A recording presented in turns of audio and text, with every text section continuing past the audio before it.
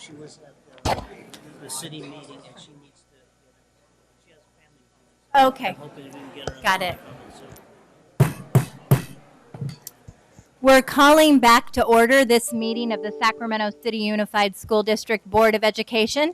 If I can please have those in the audience in the back of the room take a seat so we can begin in a timely manner. We have quite a full agenda tonight.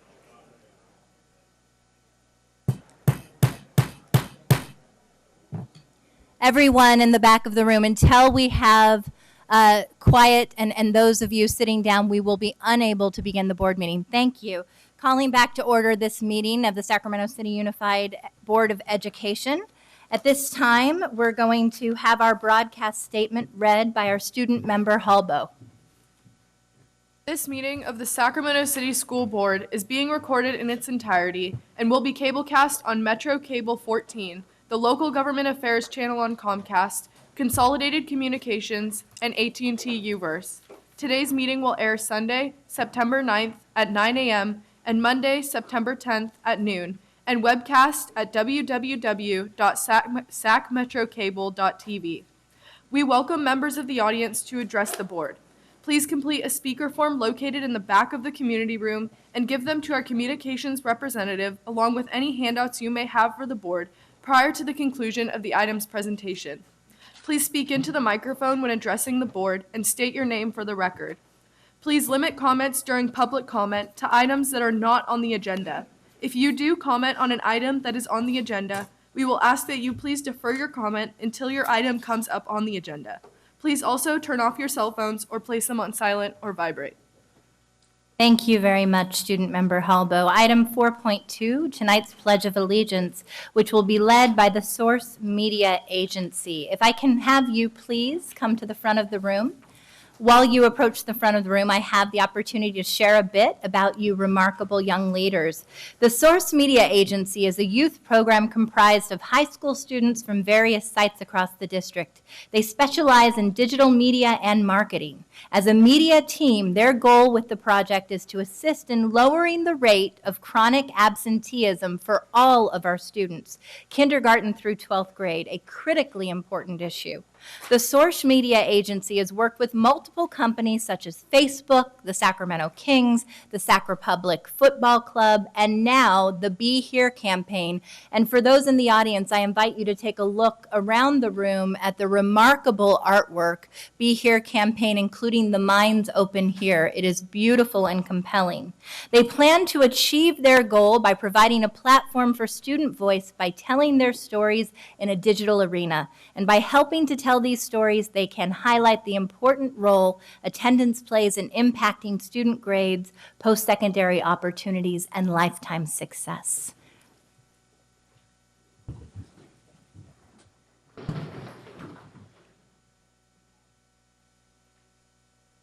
I pledge allegiance to the flag of the United States of America and to the republic for which it stands, one nation, under God, indivisible, and for liberty and justice for all.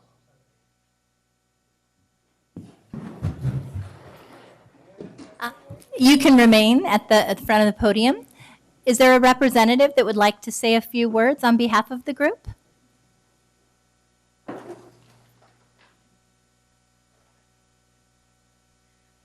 So the Be Here campaign is focused on decreasing the rates of chronic absenteeism, which is when students are missing 2 or more days each month out of the whole school year. So we realize that this is a big issue because we know if you're not receiving your education, then you're jeopardizing your success in the long run.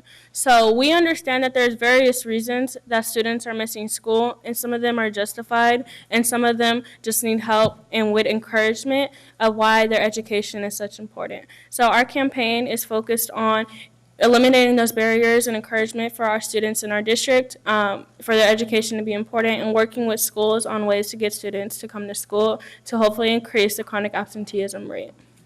Wonderfully said, very articulate. And your name and school? I'm Kiara Young, and I'm a senior from Sac High. Wonderful, Kiara. Hi, I'm Cecilia. I'm a senior at West Campus High School. Kiara and I are two managers for our social media pages. We run two, one for the Be Here campaign. It's called Be Here SAC on Instagram and Facebook. And we run another one called Source Media Agency that's on Instagram. And we provide content that's both inspiring and it helps establish a relationship from the students that follow our pages to the parents that follow our pages back to the administrative staff. So it develops kind of like a healthy relationship with the content that we post. Love it. My name is Ethan Lee. I am a senior at West Campus, and my role in the Source Media Agency and the Be Here campaign is as a photographer. And we just would like to recognize Men's and Women's Leadership Academy for giving us this platform and opportunity to work here. Wonderful. And our last student? I'm Nathan Haftamari. I'm a senior at West Campus. I'm also part of the Be Here campaign. I do more of the IT tech stuff. And yeah, that's it. What a range of talents. So we're going to give you a round of applause and bring down your certificates and take a photo with you. Thank you very much.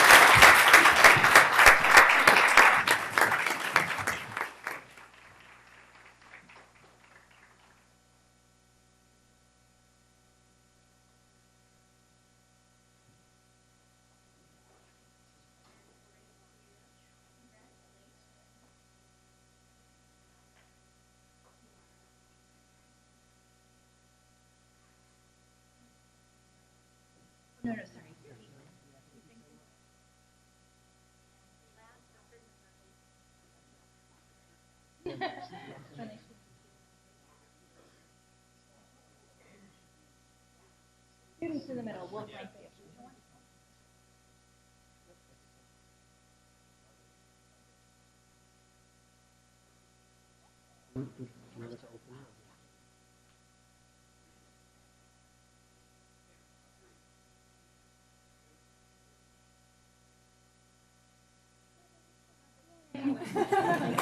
Great job, guys.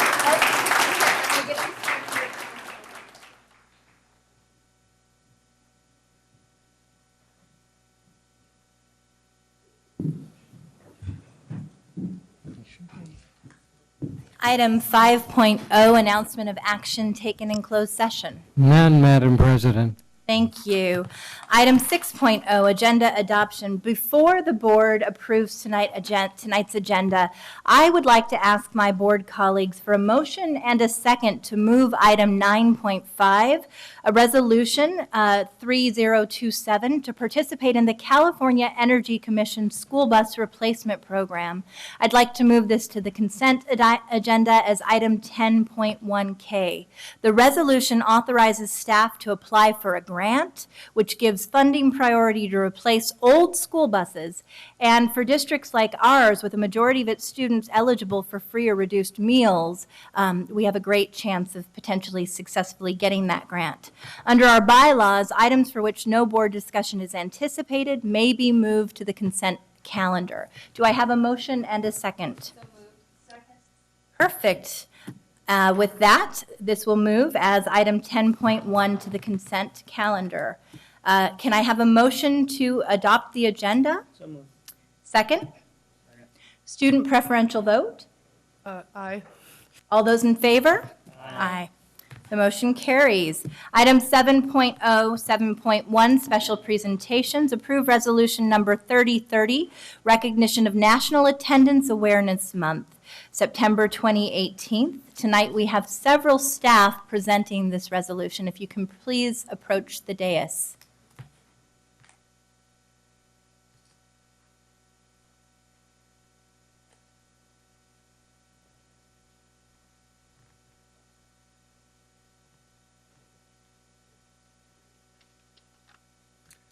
Hi, everyone. There's a little bit of deja vu. My name is O'Neill Sanchez. I am a supervisor in attendance through the Be Here grant for the Sacramento City Unified School District. We are here tonight to ask the board to recognize September as Attendance Awareness Month.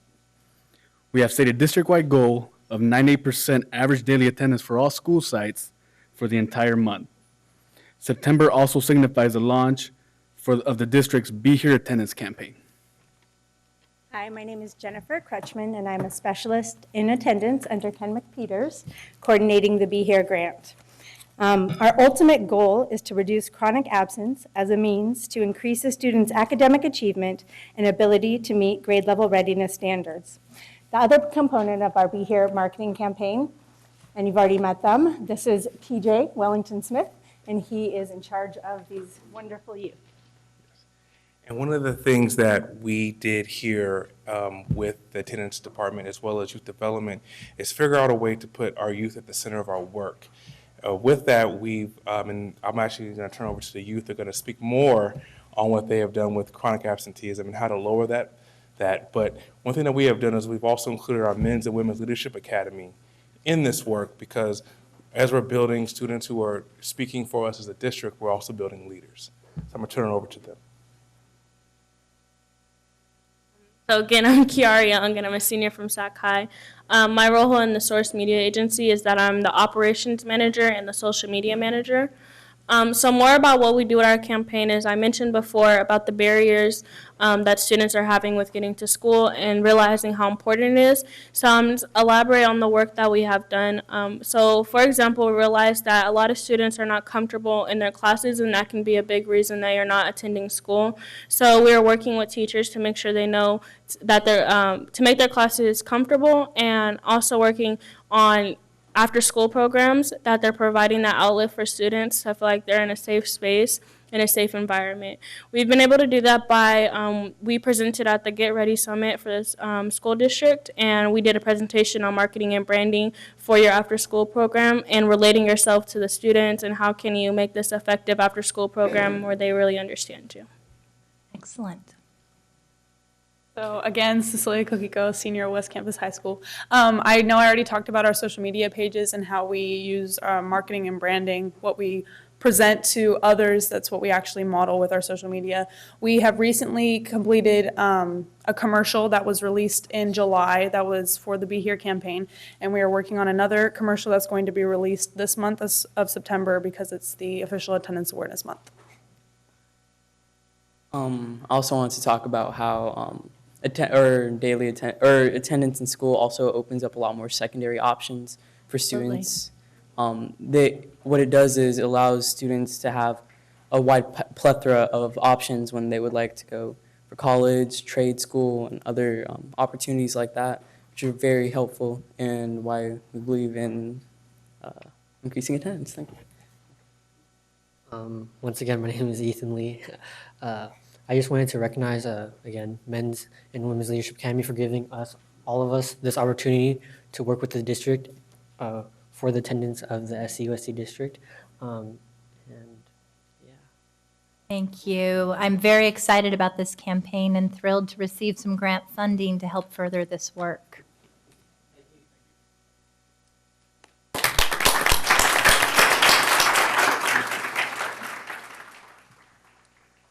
Do we have a motion to approve the resolution?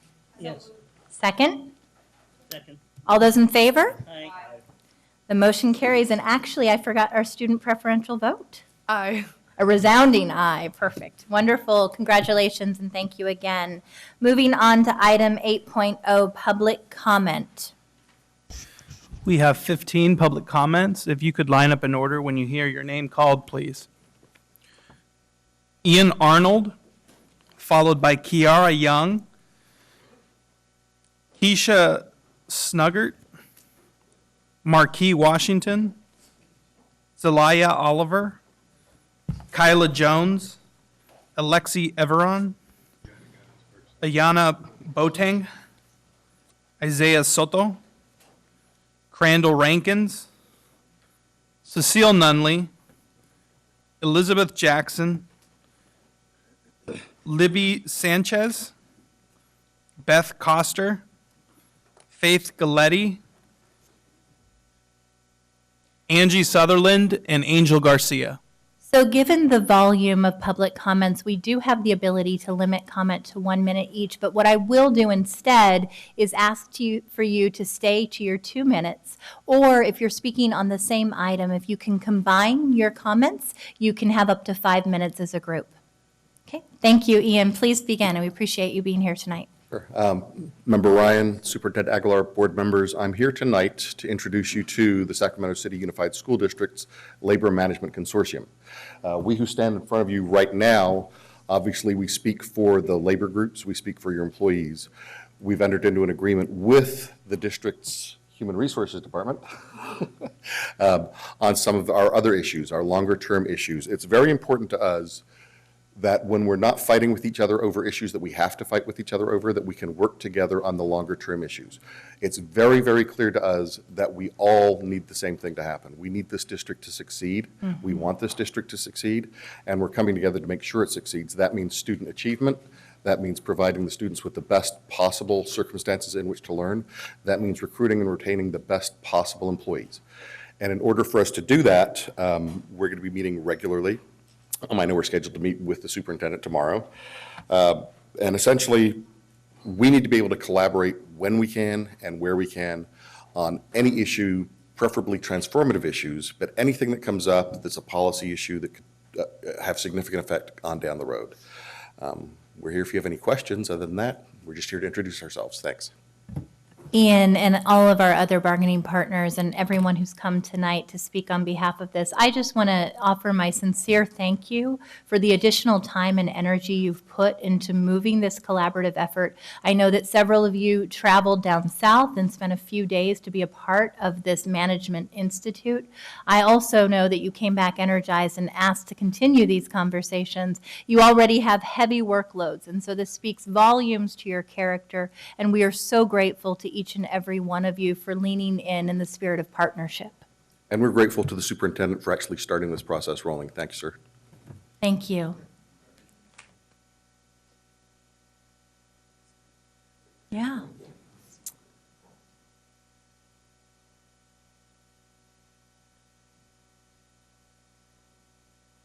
Hi.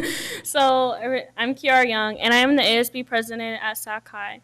And so this is my 12th year at St. Hope, which means I went to PS7 Elementary, PS7 Middle School, and it all funnels into you going to Sac High for high school. So over the past 2 days, and the past 4 years that I have been there, St. Hope has constantly went downhill. And we have been advocating for our education and our rights as students and human beings. Over the past 2 days, we have started a protest at our school. Yesterday, we did a sit-in at lunch, and we explained to them why we were protesting against things like uniforms, stereotypes, and biases. We're not prepared for college, and the lack of support that we're getting, and various other reasons. Today was a sit-in also, and we have multiple people speaking and working on this protest. So we had got word from our CEO, his name is Jake, and our chief of school is Carrie Worley, that we had requested a media board meeting with our St. Hope board, and they were refusing to meet with us. Mm-hmm. So they're refusing to hear us out, and we have a site lead, which is like a principal, and they had threatened all of our admin and our site leads that if they don't give us consequences, they're going to fire them. So we just feel as students that we have the right to meet with the people that are representing our school, and they make their decisions in our school, and they're refusing to meet with us. So we're just asking for the district's support on fighting for what we believe in and having our voices be heard and change. Kiara, I'm the board member from the area. I live right down the street in Oak Park. I know that there was a recent leadership change with Jim Scheibel leaving. Who is the person that you referenced in addition to Jake Mazawir? Her name is Carrie Worley, and she's the chief of school. She was previously the principal of PS7. Okay, Carrie Worley. Can I give you my contact information? I'd love to sit down with the students from Sac-I who attended tonight so that I have a better understanding of the issues, okay? Yes, thank Great. you. Thank you.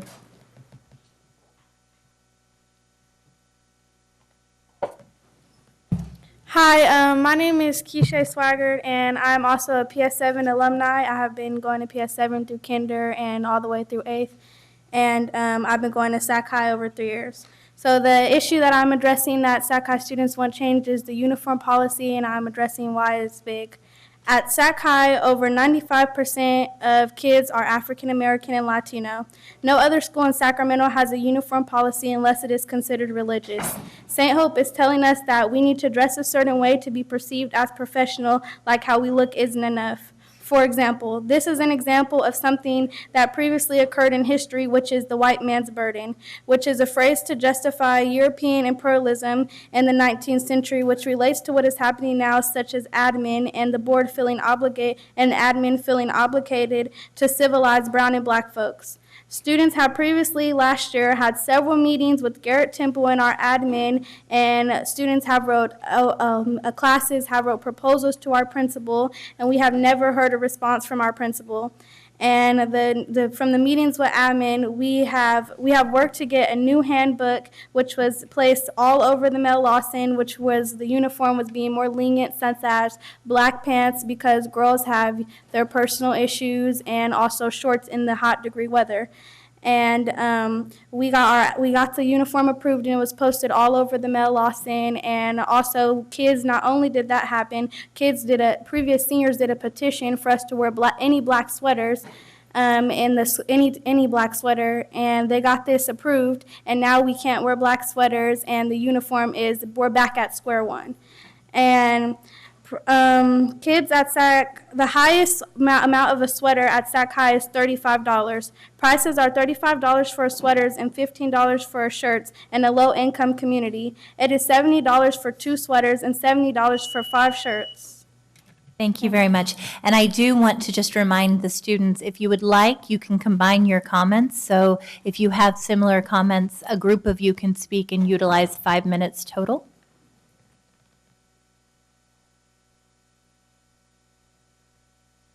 I'm Zalasia Oliver from Sacramento High School, a senior. I'm Marky Washington. I also attend Sac High, and I'm a senior. And we both attended Opar Prep for middle school. The problem today, we're addressing about the 9th grade academy. The 9th graders are not a part of our school. Like, they separate the 9th graders from us. And I feel like that's not preparing them for high school when they already graduated middle school. So I feel like they're not going to be ready and prepared to go to high school when they actually get there 10th grade. And 10th grade is the year that everybody looks at. And I feel like they need to be prepared to be a part of our high school. As when I was a freshman, I looked up to my seniors. They showed me the ropes. They told me this and that, do your work, be on time to class. It's important because this is a college prep school, and we can't reach out to our freshmen at all. They're separated from us. They're on the other side of the campus. They stay in one class all day, and we can't reach out to talk to them.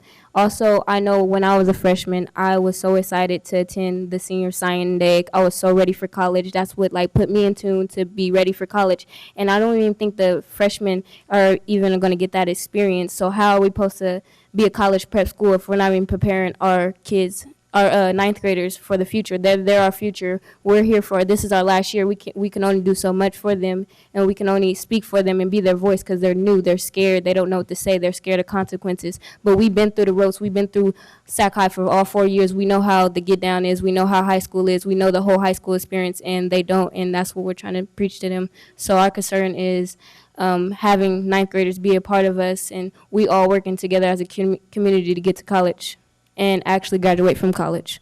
Thank you very much. Thank you. Yeah. Hi, my name is Kyla. I'm a senior at Sacramento Charter High School. I'm here to talk about how the schools are way too focused on uniforms instead of our education. Like, for example, I have a question on why we are not getting actual real-life college prep experiences. Instead of greeting us at the door, we are stopped and told not to wear this or not to wear that. And, but really, our parents doesn't affect our education. I hear you can't wear this and you can't do that constantly on a daily basis, but all I'm really hearing is I can't get an education.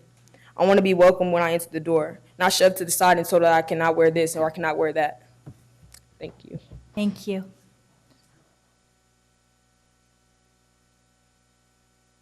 Hello, my name is Alexi. I'm 17 years old and I'm a senior at Sacramento Charter High School. Today, I will be discussing the issues of the dismissal procedure.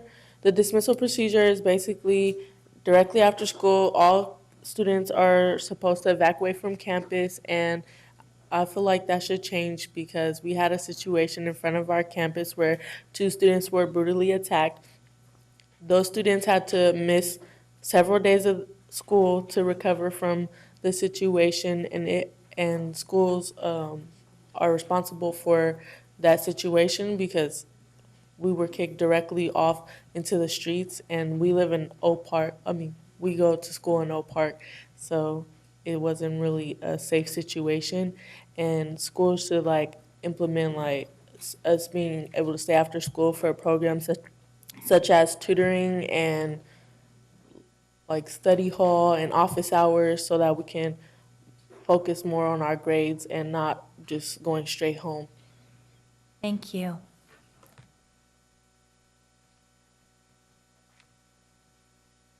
Hello, my name's Isaiah Soto. I'm also part of Sacramento Charter High School. First off, I'd like to just thank the Sacramento City Unified School District. I know you guys is what you guys could do as far as like changing things is limited because we are a charter school. But one, I would just like to say we've been protesting, and all we're really asking for at Sacramento Charter High School is to speak with our CEO, Jake, and school, or I believe the director of schools or chief of schools, Carrie Worley.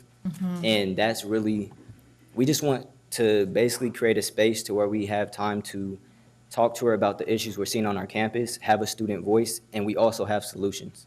Like, we're not coming to her without solutions. We have solutions. We just need to be heard.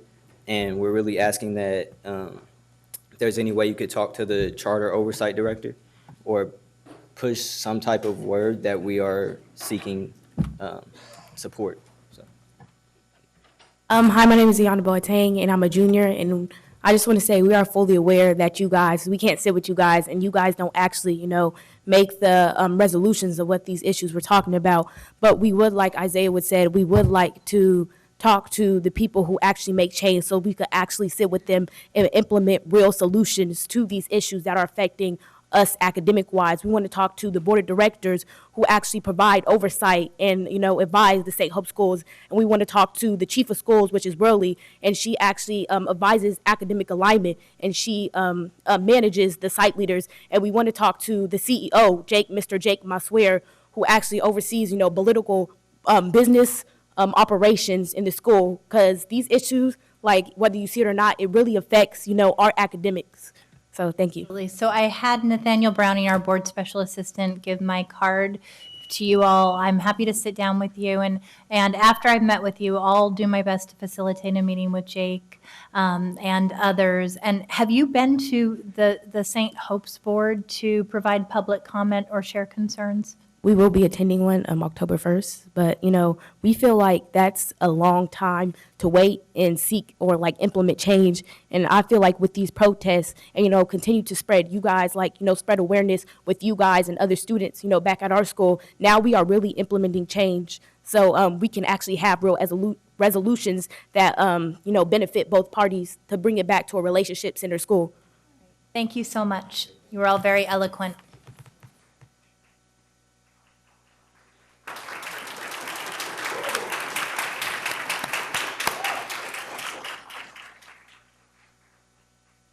So I just wanted to, having been there for the last 2 days in support of these students and watching them request, and those requests be denied, we felt like it really would be so important. Because I know if that had been you, Ms. Aguilar, I know you would have been there. And the rest of the board, I know, Mr. Wu, I know you would have been there. But this cannot continue. And it needs to be really looked into, because things have to change there. They have a culture. They have a support system. They are supporting each other. They've done so excellently in their circle of unity over the last 2 days, you would have been amazed. I know change will come if you help it come.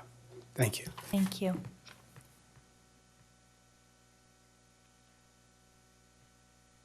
Good evening, board members. Cecile Nunley. I wanted to come because one of the things that we talked about way back in June, it seems like it's been forever, and I've had a new grandbaby since then. So congratulations. So good evening, everyone. One of the things that we talked about in June was African American suspensions, and there was an article that came out, and many people came up to speak. I want to say it was at least 15 people at that time. I wanted to bring that back because I do think that is so important, talking about the suspension rates. And I don't know if any of you, I know many of you attended workshops with the county superintendent, but this is the actual report. This isn't just the article. Right. This is the actual report. Get out. And I don't know if all of the board members had the opportunity to take a look at it and really read it. One of the recommendations that is in there that can be done right away is they recommend that at the board meetings that it's a standing item. So I am requesting a formal request that you put the African American suspension rates as a standing board item, and it's discussed at every single board meeting. I think if it gets discussed and we start putting attention to that issue, we can start really looking at solutions. I understand that you do have a little bit later an advisory committee, which is fine, but I'm asking for something different. Put it on the agenda, make sure we keep it focused. Thank you. Thank you, Cecile.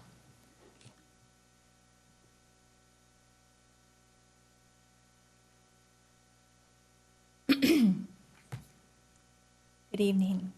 Good evening, members of the school board. My name is Elizabeth Jackson, and I am the parent of a 3rd and 6th grader at David Lubin Elementary School in East Sac. And I am also a voting member of the David Lubin PTG board. I am here today seeking an update on the request another parent from our school formally made last year at your April 19th meeting to address the dangerous state of our school's blacktop. Her attendance at the meeting was preceded by emails and a petition to the board detailing our concerns regarding the unsafe condition of the blacktop. Since that time, a safety assessment has been undertaken and our concerns have been confirmed.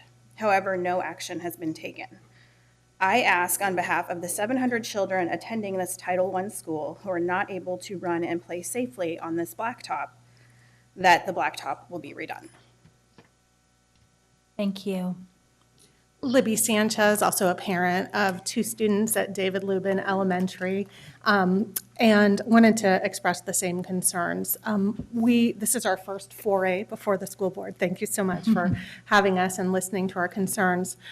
We are kind of cumulatively frustrated at our lack of understanding about how to get through the brick wall we feel we've come up against. We feel we've submitted to the board information indicating the dire straits faced by our kids. We feel that we've been able to prove up that insurance has indicated that liability concerns are pretty dire as well. And what we don't know is what to do next. We don't know where we are in the queue in the facilities line. We don't even know if we are in the queue. We don't know how to get this issue agendized. We just showed up randomly tonight hoping to get somebody's ear. We are willing to do whatever it takes. Just tell us what we need to do to help you better understand how bad it is. Other parents found out we were here tonight, and we've gotten all of these texts from other parents saying, Olivia fell and skidded on her face, and all these other kids have fallen and gotten hurt. We have our jogathon, which, as she mentioned, we're a Title I school. We're really under-resourced, and we have this jogathon that gets us a very small amount of money, right, to help fund things, enrichment programs at the school, and we're having it October 19th, and we're very concerned about the safety issues. And when we had the jogathon last year, and I lifted up all the tape outlining the markers, hunks and hunks of blacktop came up. Yeah. So I will ask, and I'm sure the superintendent would be happy to, as our board members as well, our facility staff to let you know where David Lubin is in the queue. I wish I could say that your school site was the exception and not the norm. I've been to David Lubin on many occasions. I love the school, and we are grappling with this at many of our schools, but we can tell you where you are in queue for repairs. And you probably saw on our agenda tonight, we're going to be discussing some really difficult cuts. And so budgeting is always a huge issue, but absolutely knowing where you are in the assessment process and when you would likely receive an upgrade is something that we can do. Thank you very much. President Ryan? And Board Member Cochran? I'd also like to ask staff to look at the insurance document that you have, examine it, and see how it connects to our decision-making process. Information is key, and our great staff will give you information as soon as they can. Did you have any idea of a timeline on that? Well, great. Yeah. And then how about a timeline for looking at that insurance document and figuring out how it applies or doesn't apply? Excellent, thank you. Thank you very much. Board Member Cochran, please. Good evening. My name is Beth Coster, and I'm a resident in Trustee Wu's district. And I was also at the joint City Council School District Board meeting last Tuesday. And I'm here to reiterate my support of the joint use agreement. I know there's many aspects to that agreement, but the one that I represent or am interested in advocating for is regarding the condition of playing fields at the schools within our district. And I just want to reiterate my comments from last week that there are many willing and able and eager partners within the community that want to help solve this problem. We all agree, we all know the fields are in horrible condition. Resources are scarce everywhere, but we truly believe that if we combine resources and experience and methodology, that we can make the playing field safe for everyone, not just youth sports, but for those kids that use those same fields during the day at recess. I know the city has appointed their half of the 2x2 committee, so I'm asking tonight that the school board appoint their half of the 2x2, schedule the first meeting as soon as possible, and let's get this project Yes. off the ground. And it's serendipitous that you asked that. We did appoint our half of the 2x2 for the joint use, and that is Michael Minnick, so Vice President Minnick, as well as Facilities Chair Christina Pritchett. Wonderful. Thank you so much again for this resolution, and I look forward, as do my community partners, to being part of the solution. Thank you. We Thank you. appreciate your advocacy.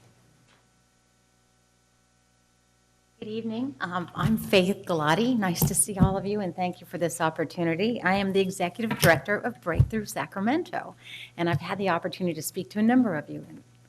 I'm coming with some good news. We've had our second summer with a new fiscal sponsor.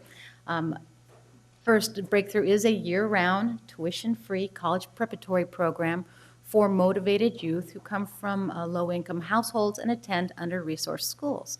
We currently serve about 200 students throughout Sacramento.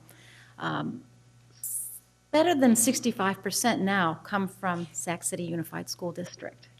So the lion's share of the students that we recruit, and we spend a lot of time in Oak Park, and thank you for your suggestions, Jesse. We spent some time at Father Keith Kenny and have some fantastic students from there as well. I'm sharing with you that I have an impact report that I'm going to give for you to all see. We did do a pre and post test for the 6-week summer program with outstanding results. As I mentioned, quite a few students were with Sac City Unified. Also, the 4 mentor teachers who advise our teachers are Sac City Unified teachers as well, Anisha Samuels, Guy Olison, and Devin Horn. Fantastic individuals who really gave their all this summer for these students.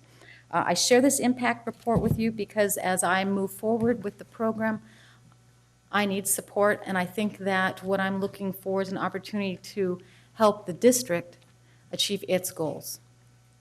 We have had great success in the summer, and I think that I would like the opportunity to work with someone of your choosing to talk about how we could perhaps help the district further its goals in helping these students graduate and go to college. Finally, I'll share with you that 100% of our students graduated from high school this year, and if I may.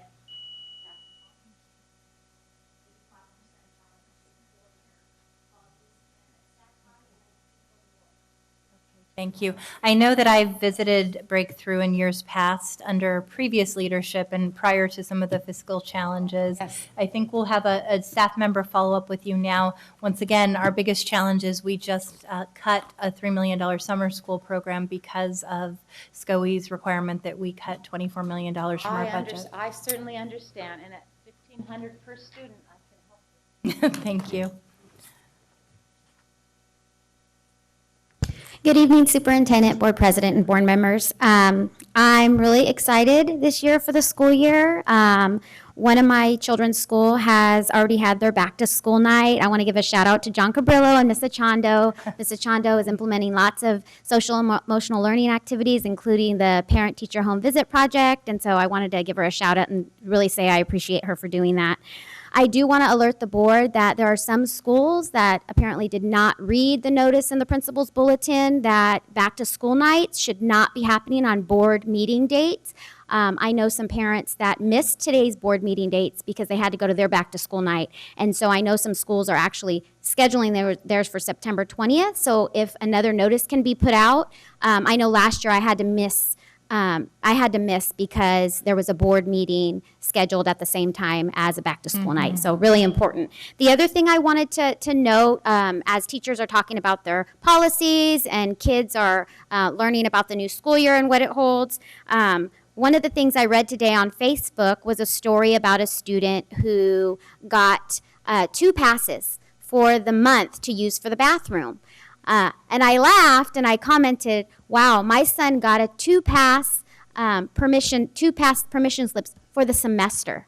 So he's allowed to use the bathroom 2 times for the semester or he'll get a detention.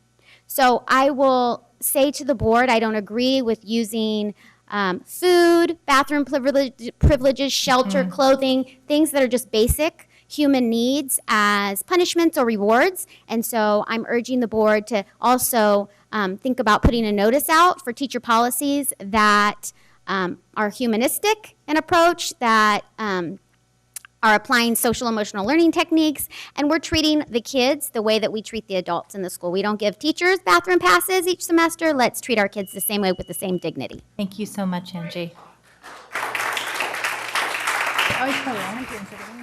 Good evening, everyone. I'm Angie Sutherland, and I'm a former member of the Community Advisory Committee for Special Ed, and I participated in a group of parents that submitted some suggestions for solutions for the CAC for this year. One of those involved outreach to parents and families. A lot of CAC members resigned back in March, and the district has had 5 months to get a group of parents together, and that has not happened. We haven't seen any outreach except for students in special day classes were mailed a brochure that the district created themselves. Usually the CAC plans the year and creates the brochure. So they had 5 months to plan that and didn't, and now the district has planned it and only sent it to a percentage of students, which means that all the general ed students' parents did not get the brochure. So that is not very helpful. It's going to result in a loss of support for students with disabilities. And with the year starting off, I think more work could have been done. I see sponsored ads for the LCAP committee going out from the district. Why are there no ads for the CAC that are sponsored by the district going out? So one of the suggestions we made was that they convene a forum for parents and not just wait till the first CAC meeting, which I think is at the last Tuesday of September. They should call a forum and invite everybody and explain the benefits of being a part of the CAC, and also encourage parents to get involved in other groups like the LCAP and DLAC and school site councils and ELACs. And so it's just a little disappointing, and I feel kind of frustrated that I have to keep coming up here and other parents have to keep coming up here and saying, please don't forget about the students with disabilities. Thank you. Thank you, Angie, and thank you, Angel, as well, for your comments.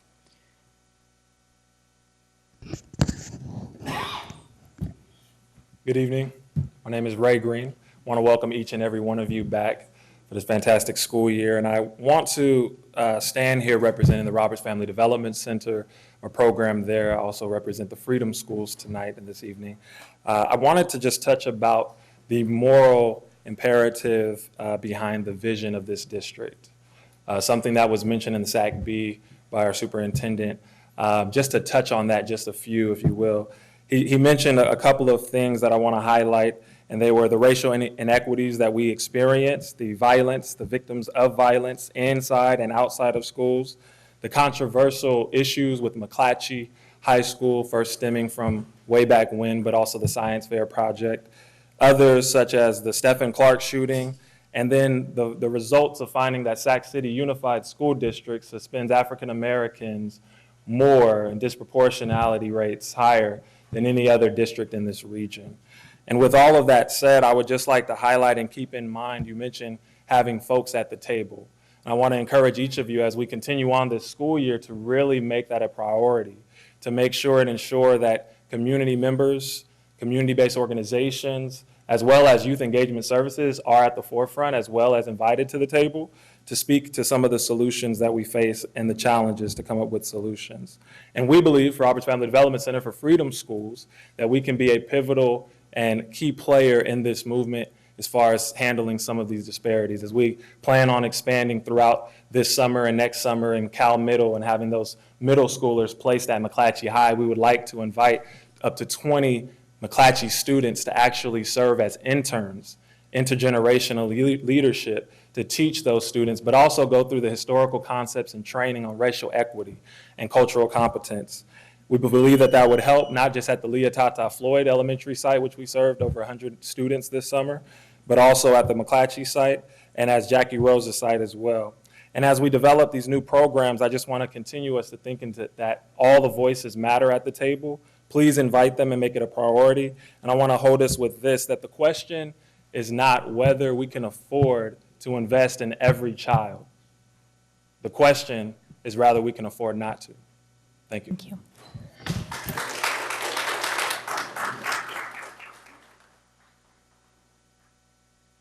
Good evening, Lorene Pryor, Black Youth Leadership Project. You have to excuse me tonight because my blood is boiling right now. Every time I step into this chamber, I hear something else that ticks me off. What is the capability oversight of your charter schools since they have to come here to be approved? What is the capability of your oversight over them? If you know that students are being herded out of exits and being locked out of campus in Oak Park, which I'm sorry, wasn't somebody just killed out there? They're being hoarded out of the schools and rushed out, and nobody finds any emergency in this, any urgency to do something? They gotta wait till October 1st to get with somebody who I know I sent a personal email to, who he sent me to somebody else, and he must not know who I am because I will be contacting him again. Why are we allowing Black children to be treated so disrespectfully? I don't understand. Somebody has to explain that to me. This Tuesday, I had a chance to drop by McClatchy. I just wanted to see if what everybody was saying was true. The tension on that campus is thick. You have certain staff members who won't go to certain bathrooms because of the ignorance and the racism and the vitriol that is being given to them by other staff members. I sat in the office while I was waiting for one of the campus reps to come out and speak to me, and I saw a Black boy paraded through the office in handcuffs. Is there not a back door? Is there some way to do this with dignity? And then you wondering why they're frustrated and pissed off and getting suspended and expelled? Because nobody is doing anything and everybody's failing them. And we demand that you stop taking the bird's eye view, get from the 100-foot level, and come down to the ground where the action is happening. We need that today. Thanks.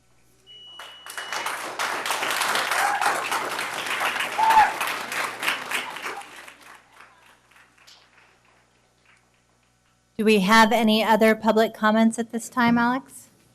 No further public comments. Item 9.0, Board Workshop Strategic Plan and Other Initiatives. Item 9.1, Opening of Schools Overview. Dr. Iris Taylor and Vincent Harris.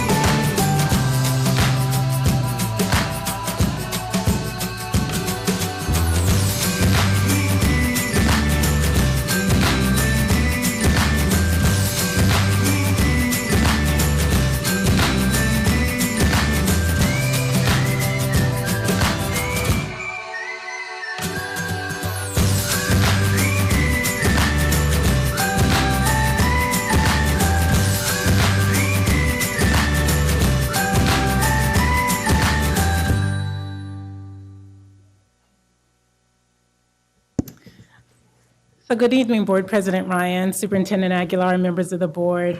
My name is Iris Taylor. I'm the Chief Academic Officer, and I'm joined tonight by this great, amazing team of staff to share with you the opening, just some activity that led up to that video that you saw featuring what was happening in the district on that first day of school. So as we enter into our first full week of school, we're just going to share you some of the work that happened prior to that first day of school.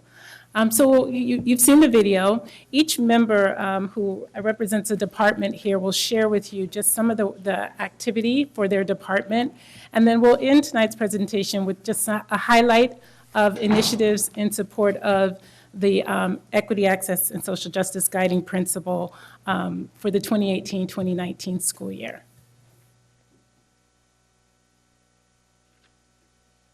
Good evening. The screen that you see there are some of the logistical improvements that we've made. We're in our second year of logistical improvements, and I want to personally thank Elliot for, is he here?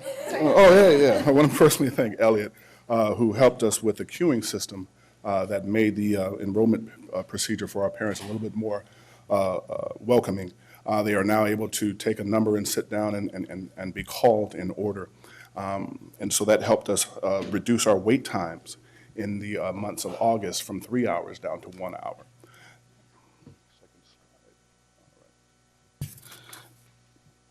hour. So we continued we're in our second year of our online registration, which has actually increased by 350 from our previous year. Our parents now this year enrolled new families of 1,250 students.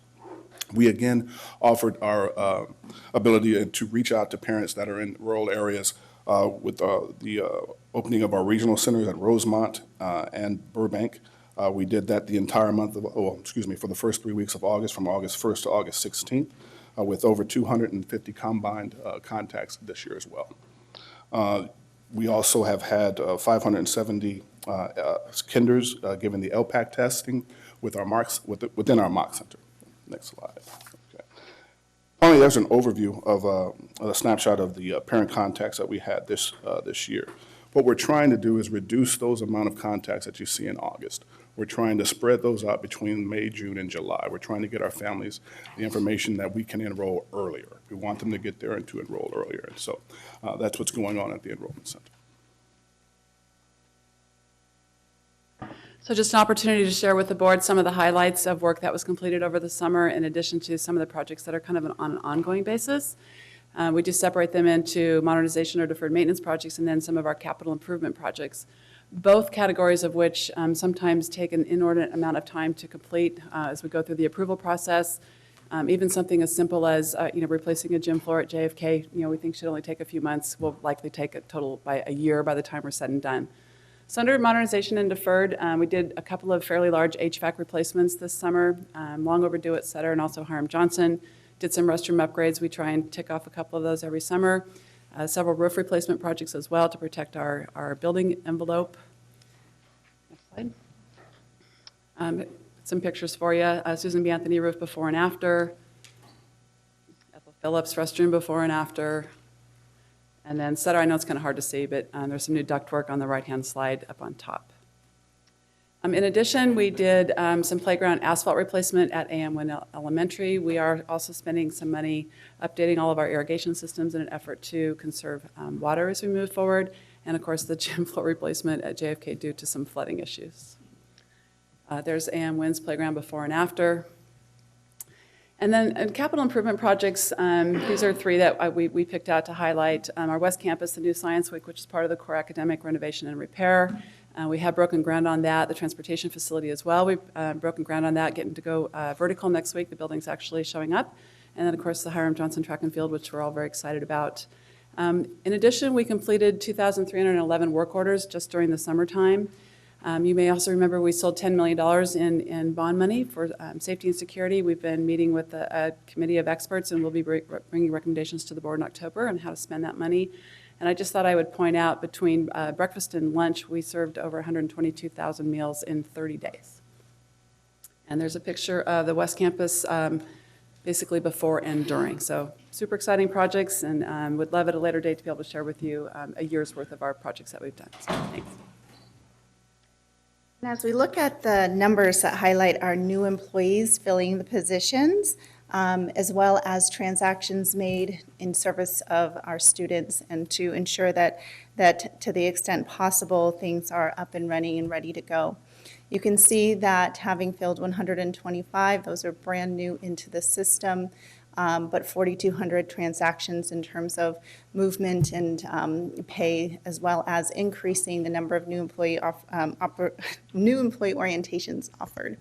I will say that while we're able to be, for the first time in many years, fully staffed with multiple subject classroom positions, we do still have a ways to go on some of our other positions, specifically some high needs positions. In the next slide, you can see that, and this is a little bit of an update from the presentation that we did last month. We were here before you. So to follow up on that a little bit, with regards to a question asked around the attrition, the 94 employees, we were able to break that down based on what they shared at the time of separation. So you can see the number retired versus resigned pre-retirement and the reasons that they listed. And in terms of some things put in place and moving forward, in addition to increasing new employee orientation so employees have the opportunity to begin quicker, sooner, we are proud to have collaborated with SETA on the new teacher orientation. We had about 119 of those new hires attend and engage with us on that day, as well as implementing eligibility pools in hard-to-fill positions. Things that were, and expanding the classified professional development offerings. Last year, we had about 75 offerings. This year, it's already up to 120. So proud of that. Continued as a work in progress. We're continuing to enhance our recruitment efforts, again, for some of those high-need positions, such as special education, bus drivers. Through the work of a recruitment advisory committee, some of that steps have already taken place, and more to come. And then additionally, reviewing current practices around the data we gather, looking at retention and how to improve efforts there. But Student Support and Health Services, we've been really busy making sure our kids are healthy and ready to learn.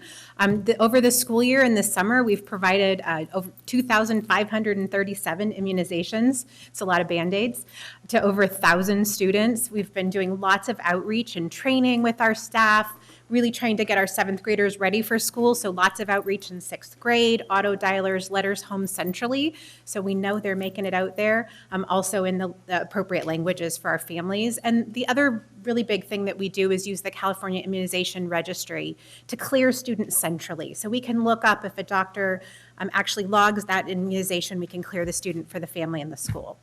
So, and then this year again, our immunization clinic remains open. School nurses are actually working hard, probably still right now. The clinic was open every Thursday night from 3 to 6 p.m. in alignment with our late enrollment center hours. And we were open 7 times in August to help make sure that we're not presenting any barriers for our students being ready to start school. We continue to partner with Sacramento Covered to make sure our students have health insurance enrollment or know how to use the insurance they have. And the Center for Oral Health continues to provide oral dental screenings. So. Good evening, members of the board. Technology Services worked hard over the summer to prepare student and teacher devices for the new school year. We rolled out and delivered hundreds of new computers that were purchased recently. Last year, we deployed 5,654 new Chromebooks to students, and that brings the total number of these devices to 12,564 district-wide. We've also expanded the portfolio of online resources available to students. This year, 24 digital applications have been deployed, including new math programs and digital components of the district's new English language arts curriculum.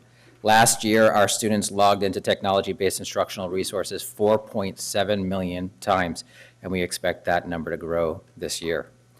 At the beginning of the last school year, we promised to roll out Google Classroom to our teachers, and I'm proud to report that this resource has been available district-wide since February of 2018. Since that time, we've had hundreds of teachers and students leverage Google Classroom to collaborate on classwork. We had over 350 Google Classrooms set up by teachers in the 17-18 school year, and already this year we have 701 Google Classrooms set up by our teachers. We also rolled out secure email to all students district-wide. allowing students to communicate with each other, with their teachers, and with select external groups. In addition to building their 21st century communication skills, students are using district email to receive their SAT scores and apply for college. And as always, the increase in the availability of technology resources requires investment in a sound infrastructure, and to that end, we've continued to roll out additional network and wireless upgrades across the district. And over the summer, most recently, we identified 45 schools that began receiving upgrades with the expectation that those upgrades will be completed by the end of the school year. Good evening, Board. Youth Development continuing to do the work. We did our 8th Summer Matters program in alignment with, of course, the Expanded Learning Summer Program, which was definitely a success for us. We're continuing to re-engage our community with share of costs and fee-based. We'll be using our co-applicant Pro Youth Families to be able to help us to talk with parents and be able to get that to a good place. We have partnered with intramural with our Expanded Learning Intramural Sports Program with the Activities Department with Greg Purcell. That's off to a great start. We're very excited about that. Some of our local agencies will be able to use some of their staff as coaches in that space, so that's exciting. Last week, our Men's and Women's Leadership Academy spent 3 days. We were in a film shoot for Campaign for Black Male Achievement. There will be a 5-minute short film that will premiere in New York in October about Men's and Women's Leadership Academy and the success of the program. We also launched our Men's and Women's Leadership Academy Dream podcast, We Dream podcast with D'Angelo Mack. We also have featured guests Dr. Bennett Amalu, Sean King, Carmen Perez, and of course, Zach Randolph, that's going to be a part of that. We are excited for our back to school. We spent some time at West Campus and we had someone come in and do some meditation, some breathing techniques around a restoration retreat for some of our adults as well as our students. Our American Indian Ed had their back to school program, provided about 100 backpacks filled with all types of school supplies. So we are definitely excited to get our students started off on the right foot. Our new professional development will not only be for program managers this year. Every Tuesday, the first Tuesday of the month, we will have our instructional aides who will be coming in to get training around grade level readiness, classroom management, iReady, getting them into a place where they're successful with our young people. And then we had our Get Ready Summit, which was a 2-day summit. Superintendent Aguilar was there to speak to all of our agency directors as well as our program managers. Had about 240 that were engaged during that time, and that was also a success. We had yoga classes all the way to classroom management workshops, and then our young people, of course, who did social media work. And before I leave, I just want to recognize one of our family members who passed away recently, who was very special to our department, but this district as well. May she rest in peace to Lynn Juline. Good evening, board member and President Ryan. Just want to let you know that school safety is continuing to be a laser focus for us. We developed and revised safety trainings throughout the summer. We provided active shooter and violent intruder trainings throughout the summer for all employees. So we had glaziers, we had teachers, we had principals, we had everybody from all classifications. We'll continue to do that every month throughout the year. I've also created a matrix for site principals that allows them to go in and request different types of trainings. And once we look at all the trainings that are available, and we see how we can best serve them. So that's something that will continue throughout the year, and everybody will have access to that Google document from the principal's site and from my team.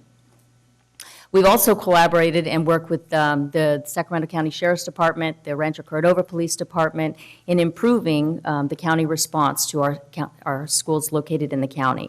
We've had a tremendous support system with Sacramento Police Department. We didn't always have that with Sacramento County, so we've done some things to improve that over the summertime. We've trained the dispatchers, the tactical dispatchers, and the watch commanders, so that when anything happens at our schools located in the county, that I'm immediately notified, as well as our sergeant of our unit, so that we can respond the same way that we do in the city. We also coordinated with the police department and the sheriff's department to provide maps of Sac City schools, so that in the event that we have a violent intruder that comes onto our campuses, we can immediately know where that person's located on the campus. It actually comes up on the CAD when the police officer or sheriff's officer rolls up to a school. They can look at the site map and say, they're in room 9.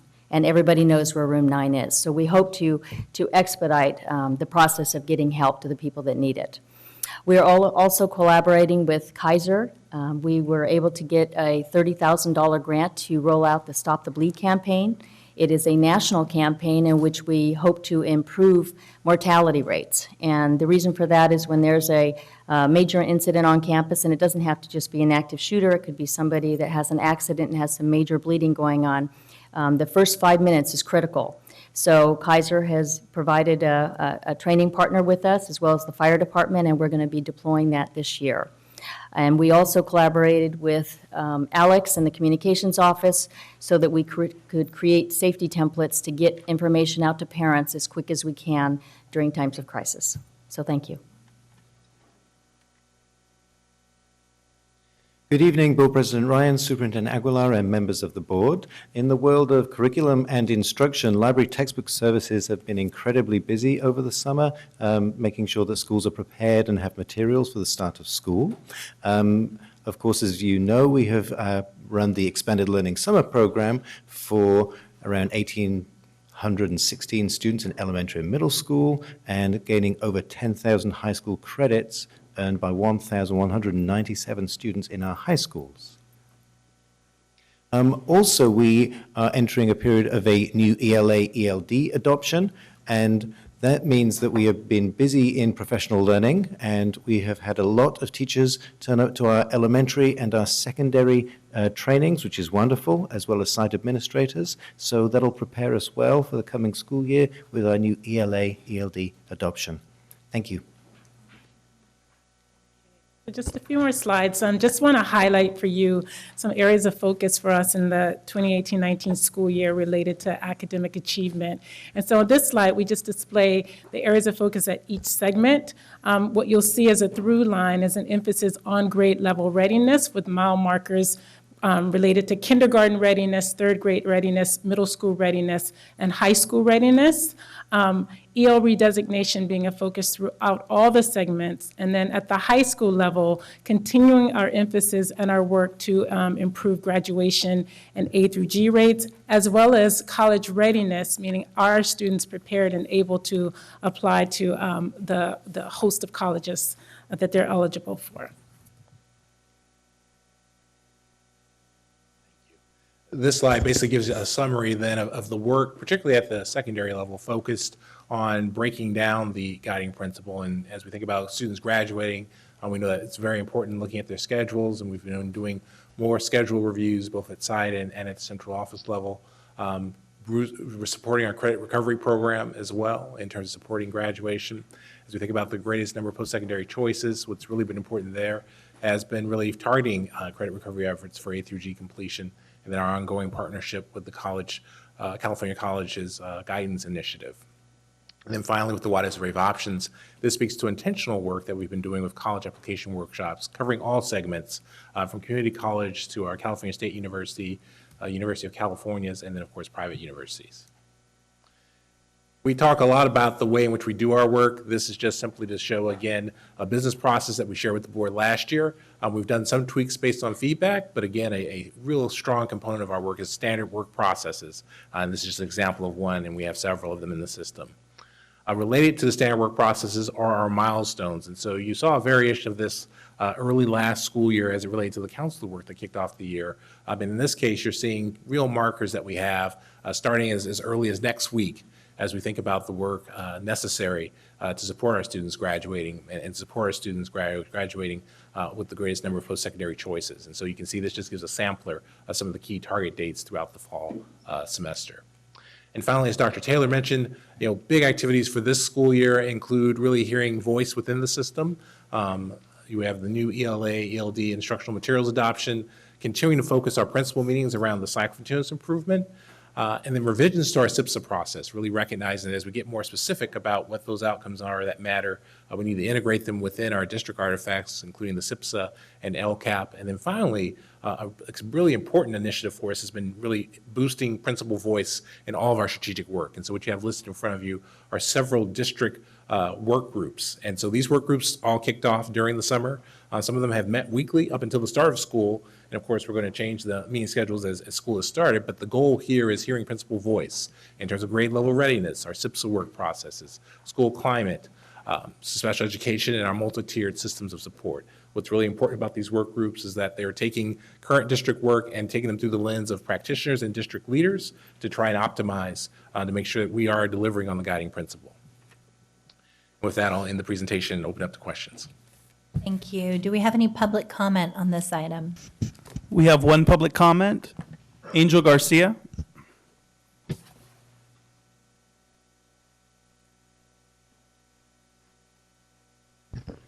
Hi, good evening. I noted all the things that were mentioned in regards to youth development and just thinking about climate. And oftentimes when youth development activities are listed and what we did in the summer and what we're doing for after-school program, special ed students are ignored.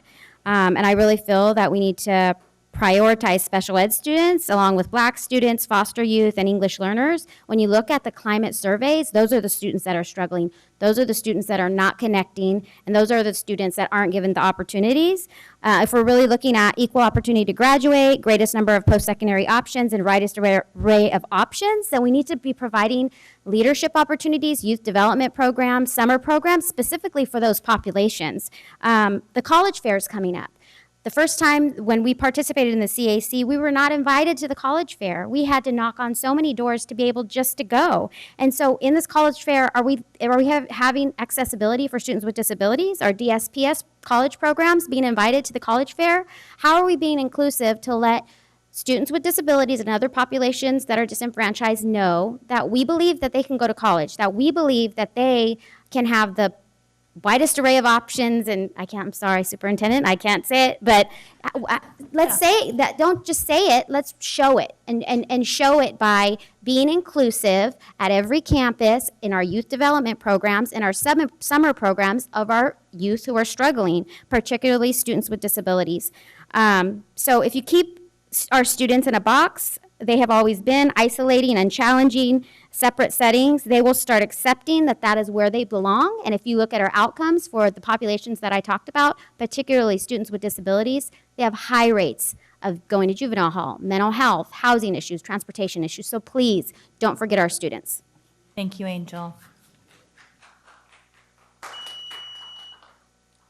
So with that, we'll take questions from board members. First, Vice President Wu, followed by Board Member Pritchett. Nina, I was really excited to hear about educating all of our employees about safety on our campuses. I just wanted to share with you that we board members often get questions from parents about what are the safety plans. And so if you're going to do a makeup class or you're taking requests to have certain segments of the training repeated or something, would you let us know so that we could participate as well? Absolutely. We actually have some trainings we have trainings for staff, students, and parents. So we do all three. And those are the trainings that we offer through the Principals Matrix. And we're more than happy. We did 11 active shooter trainings, and some of those involve community. Excellent. Thank you. It's an excellent recommendation, Member Wu. I appreciate that. Nina, I just wanted to thank you real quick. It's not really a question, but just thank you for working with the counties and getting those safety plans in check. Because I know in my area, sometimes we're in this little pocket and things get kind of confusing of who's in charge of what and where the lines are, right? So I just wanted to thank you for working on that. I do have a question just about the enrollment office real quick. I first wanted to congratulate you about bringing the enrollment or the wait times from 3 hours down to 1 hour. That's great news. I wanted to just know, have we thought about doing like an appointment system, or do we have an appointment system where people can call or make an appointment online and show up at a certain time so they don't have to come and wait that hour? No, we don't have a current appointment system. I do know that I believe San Juan, our sister district, does have that. And so I would have to get with John Gerard to see how they actually do that and if that's something that we can do here at our district. The one issue that I have with that is that, like the slide I showed earlier, we had over 3,000 parents come in August. And so that would be something that we can look at to reduce that amount of contacts in August and spread that out. So I would definitely look into that. Great, thank you. I appreciate that. That's all I have. Vice President Minnick. Thank you. So thank all of you. This is a lot of great information. I just want to make a couple of comments, really. First, I was excited to seeing these developments going on at West Campus and at Hiram Johnson. I walk my dogs by West Campus, and I'm watching this science center get built every time we walk by. I do clean up after my dogs when we walk by, just so you know. But we've been able to walk. The road is now open. You can walk by. You can see the stuff being built. It's pretty exciting.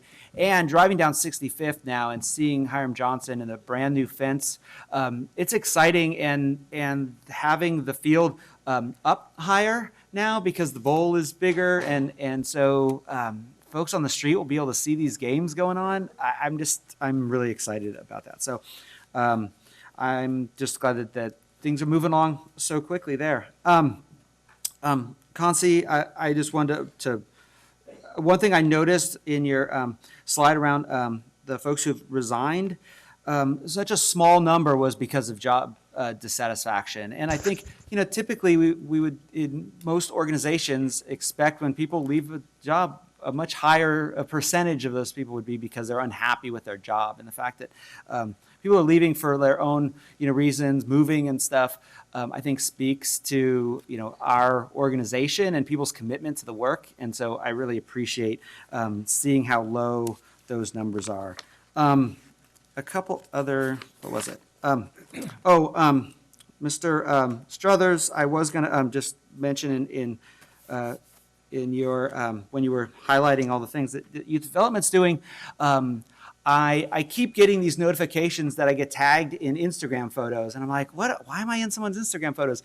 And I want to say that I really appreciate that the youth development department is tagging like board members and folks in these photos so we can catch them. Not when I'm scrolling, I sometimes miss some stuff, and it always calls attention to all the awesome work. And the photos from the work of the Youth Development Department is pretty awesome, especially the Men's and Women's Leadership Academy. So I really appreciate that you and your team are going out of your way to make sure we're aware of all these cool things that are going on. So I appreciate that. The two last things. One is, Mr. Harris, you mentioned the focusing on including that principal voice in all these committees and the work. And I just I was just appreciating that we're calling that out. And I think that principals who sit in a lot of meetings and I feel for them. But I also know that it's really important that those voices from the school sites are heard, and I'm appreciative that they're able to bring their experience into those. So thank you. And then the last thing, I just had a question actually for Ms. Flores regarding the immunizations. So over the last couple years where we've had change in law around immunizations and you can no longer get a reprieve from immunizations if you are against vaccinations. How has that impacted our, I guess my question is, has that raised any issues for us, and does it continue to raise any issues for your department as we want to make sure all kids are getting into school, but we know that some folks are resistant to getting their immunizations? Our school nurses are amazing, and so they really talk through those issues with families when they are having those. There is the provision in the law that a medical exemption can be given from a medical doctor, and so we'll help walk through families what their concerns are. One of the reasons we promote immunizations is for herd immunity, so that we protect those of us that can't because of health issues. So we're really great at just working with families, helping them understand their options, but that is why we reopened our clinic every week, so that we weren't having that barrier. And we've been really successful. Our immunization rate in California and Sacramento County has gone up, and we're healthier because measles is real, right? And this happened just in Disneyland. And so we really do want our kids to be healthy. And we have a really great relationship with our county public health department and just promoting that. So yeah, it's been okay.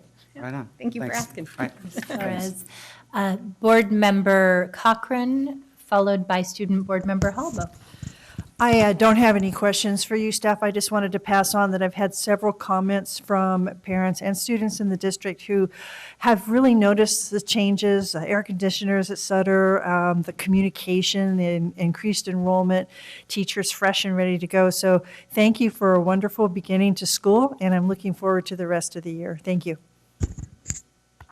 Thank you, Board Member Cochran. Student Board Member Halbo. Yeah, I just really quickly, for school safety, the Student Advisory Council met yesterday, and one of the biggest issues that we talked about was that, so this was perfect timed, and I'm letting you know that the Student Advisory Council and I will certainly be in contact in the future.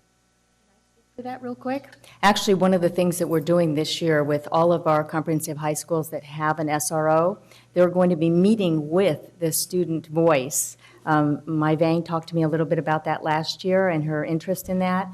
And we're hoping to bring student voice into school safety because we really think that they haven't been heard in the past as far as what they see and how they view school safety. So we want to be able to work with you. So thanks. First Vice President Wu.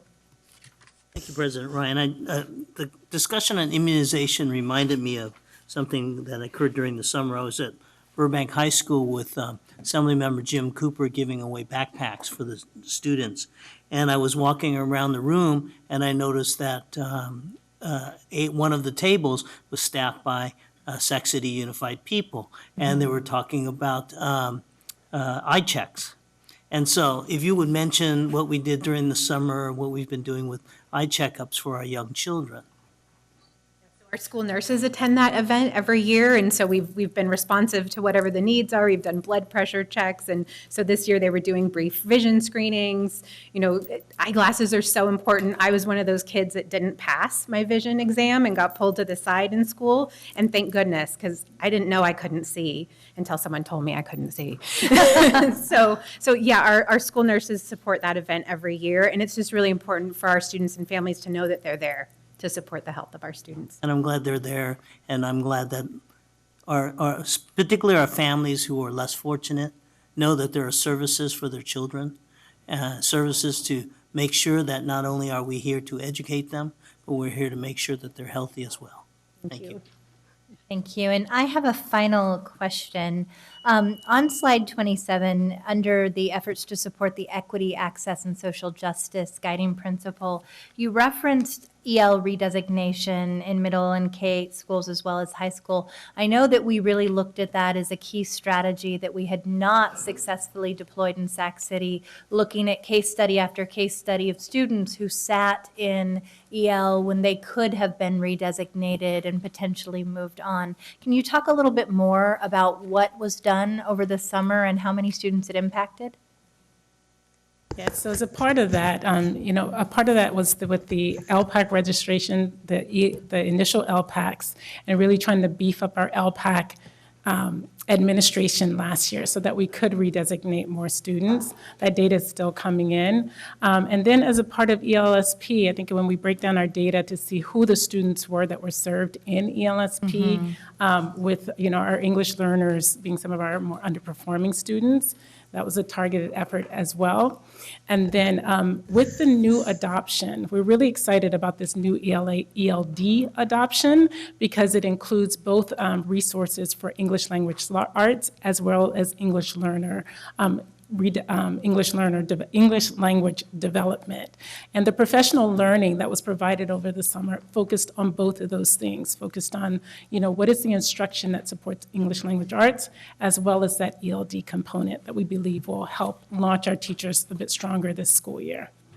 Thank you, Dr. Taylor. Well, I want to commend the district team for all of your extraordinary efforts. It's exciting to be visiting school sites and to see projects that have really transformed campuses and to see so many staff energized because of the hard work that you're doing. So thank you again, and we appreciate very much the presentation. Moving on to item 9.2, school climate and culture update.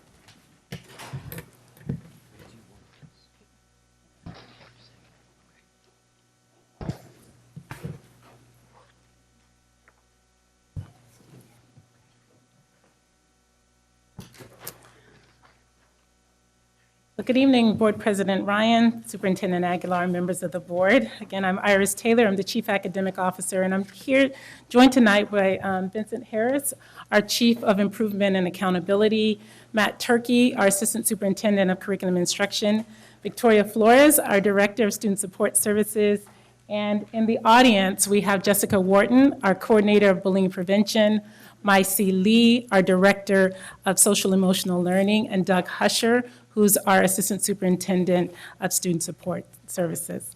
And so tonight we're going to share with you just a culture and climate update on just some of the work that has been underway in the district, as well as our steps moving forward around culture and climate. So, as usual, we want to ground tonight's presentation in our core value, which speaks to the fact that, our system is inequitable by design. And it's really in the work of looking at climate and culture and the impacts, we would say, of climate and culture on things like suspension, chronic absenteeism, students' sense of connectedness and belonging, and safety, that we begin to see, where are the inequities within our system. And then finally, we want to ground this in our guiding principle, just recognizing that, all of this work is in service of our students graduating, being able to graduate, all being able to graduate with the greatest number of post-secondary choices from the widest array of options, and is through building positive culture and climate serves us in advancing that end. So just starting off, a couple of definitions and just why this is critical and important for us. In looking at the research, the way that we're looking at defining school climate is we're looking at the norms, those values, the expectations, and the behaviors that support people to feel that they're physically, socially, and emotionally safe and connected on a campus. And we know that in order for students to really feel that connectedness and to feel that they're safe, in order to really actualize their best selves, they have to feel safe on that campus. They have to feel a sense of connectedness and belonging. We know that it's through positive relationships with adults that those things actually materialize. And looking at the work of Gloria Ladson-Billings, who did some phenomenal work on what were the practices of African American educators who were successful in graduating or successfully educating African American students. One of the things that she spoke about was this relationship. But she spoke beyond the relationship into the fact that these were adults who had held very high expectations of the students, who administered not just high expectations, but also coupled that with support. And that's what positive culture and climate is all about. We know that positive school climate supports students in thriving socially, emotionally, as well as, and I think critically, academically. So in conducting our analysis of our current reality, there is existing board policy that speaks to the importance of establishing positive school climate, anti-bullying, as well as discipline. And then these policies are accompanied by administrative regulations. These policies will be subject to review. We know that the board policy committee has begun an effort to engage key community members around policies that impact school climate, and that this work will continue into the school year.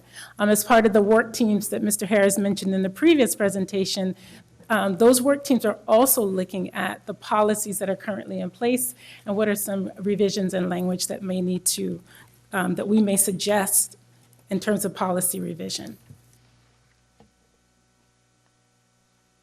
So we wanted to look at how does this policy put into practice. And so we did this visual for you that shows the interconnectedness of these strategies that support positive school climate and really promote safe spaces. You can do the next one. And at the heart of this work is providing the emotional and physical safety necessary for learning and grade level readiness. We were very intentional in where we placed that.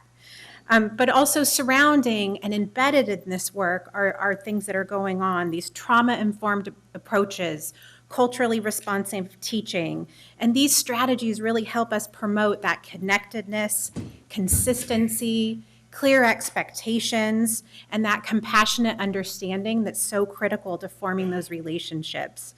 Also that humility that we need to bring to this work. And then we also need to listen to our youth and have support services when our youth really need it. Next slide. So this just really shows you sort of more of a written representation of the graphic about what's going on currently. So we have social emotional learning work happening, started in 2012. It resides in our curriculum and instruction department, really focused on those core competencies, the academic engagement and growth. Our positive behavior interventions and supports that started in 2015 that reside in our student support services, really looking at those reductions in behavior incidents and how do we create that safety and those clear expectations. And then our bullying prevention and intervention is some of the work that's been ongoing for the longest time, starting in 2011 with the department I represent, Student Support and Health Services, really working on engaging our partners, doing lots of outreach and training, coordination of reporting so that our schools know what to do when something like this happens, and then also consultation and mediation when we need it.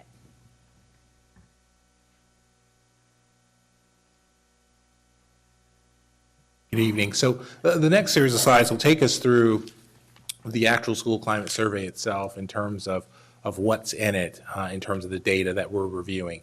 As you can see here, this just gives the framework of the logistics of the survey in terms of California Ed Code actually calls out the importance of the school climate survey administered as it relates to decision-making in the LCAP and guiding LCFF funding. We did that survey in the spring of this past year for about just under 14,000 students. We'll take a moment and just highlight a couple of the key kind of constructs that are in the survey. What's important to note is that there's lots of data. But in the interest of time this evening, we think these constructs tie to the overall school climate definition. And actually, the trends in these constructs are important in the sense that they are exemplars of what we see in the system. And what you'll see, it'll tie to the conversation we've been having over the last school year regarding really making our students visible and recognizing that as we go through the filter of a qualitative measure to some degree, such as a survey, we actually see some of the same hard trends that we've seen in some of the more academic data, if you will. And so that's really been important for us to recognize that nexus to what Ms. Flores spoke about in terms of grade level readiness. We know climate plays actually a big role in that. In terms of survey responses, here you can see, looking at various student groups, this is around positive responses to safety. And what's really important here is one, we don't see 100%, so we know we have work to do overall in terms of climates around safety. But equally important, we do see variation in student responses here. And so as you look at the highest response group are white students, the lowest being our African American. And so that prompts us to have conversations about why does that condition exist. And so that's part of the work that's ongoing with our school climate work team to better understand. As we look at our disaggregate data for our Asian subgroup, you can see here the same variation between our highest scoring. And again, it's important to note, no one's at 100%, so we know there's issues across all of our student groups. But you can see here the variation between our Japanese students being highest scoring versus our Hmong students. And so again, this is about the conversation in terms of recognizing those differences and making student groups visible so we can talk about what are the climate opportunities that we have to change conditions. And then equally important as we take the program view, again, no one's near 100%. And actually see these numbers are actually lower than some of those other student groups significantly. And so again, this is back to the same conversation around what is it, the climate conditions for our foster youth, for our homeless youth, for our special education youth, and for our English learner youth, and being intentional about recognizing that as we think about climate, we have to be very intentional about our student groups that we're supporting. This gets at the notion of belongingness and connectedness. And so as we think about the environment for our students, we know safety is first and foremost, but actually this notion of am I connected to the environment? And so again, as I mentioned previously, we see the same pattern in which no one's at 100%. So we know that we have an overall system district issue to work at. But as we look at the variation in our student groups, we see the same variation almost to the same degree as we saw in safety. And so that again prompts conversations for us. What can we do to change conditions in terms of climate from behalf of our students? And the same difference we see with the Hmong, with our Asian subgroup as well, with the same variation from Japanese to Hmong, in terms of opening up the same exact questions about why do we see the variation and why is no one at 100%. These are all questions that we're asking as we dig into the data. And then again, back to our program data, it again creates the same conversation for us. Why is this variation for our students homeless to English learner here? But again, all the numbers are really low on a relative basis with our foster, social economic disadvantage, and special education. So as we pivot to some degree, this data set is meant to show this notion of how perceptions actually do tie to some of the more, I guess, hard data that people will speak to. And as we focus in our conversations, the system around grade level readiness, we know that those perceptions impact academic growth. And so, we spoke tonight about the variation we're seeing in chronic absenteeism as we look at our student groups. And here you see a pictorial representation of it. Again, asking ourselves hard questions about why is this variation so stark and why is it so persistent? And so that's been ongoing work for us to recognize that if we can tackle climate, we definitely think we can tackle and reduce chronic absenteeism. And here you see specifically as we look at our Asian subgroup overall to our highest foster youth, creating important questions for us about how do we tackle that.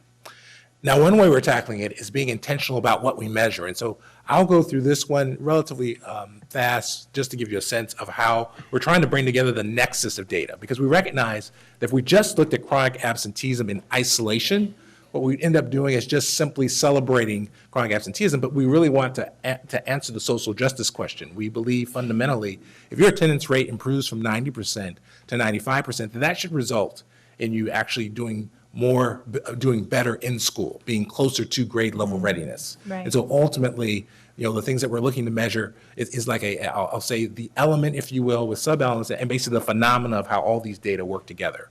And so starting with chronic absenteeism, but you've heard the work as we celebrate the start of this board meeting around what are some of the interventions for our students who are chronically absent? What can we do to support them? That moves into really recognizing, do we see growth? Really getting at this notion of not just simply doing the intervention, but really seeing, are we seeing attendance growth because of our intervention work? And then the retention, because we know that we don't want temporary blips where a student has a temporary movement in their attendance, but we really want to make sure that attendance sticks and stays for that student. And so we're looking at this notion of retention. And then finally, as I mentioned, this notion of grade level readiness, back to the social justice question. If you are attending school more, our expectation is that you're closer to grade level readiness, and we're going to be intentional about measuring that. Again, as we look at other data points that factor into climate and kind of the hard data, suspension rate, and we've talked about that, our community's talked about that. We know our rate is unacceptable as we look across this variation for our student groups, and certainly as we look at the highest student groups. We've spoken specifically tonight about our African American youth and obviously our foster youth. And so ultimately, as we look at this variation, this on its own is a mission critical thing for us to resolve.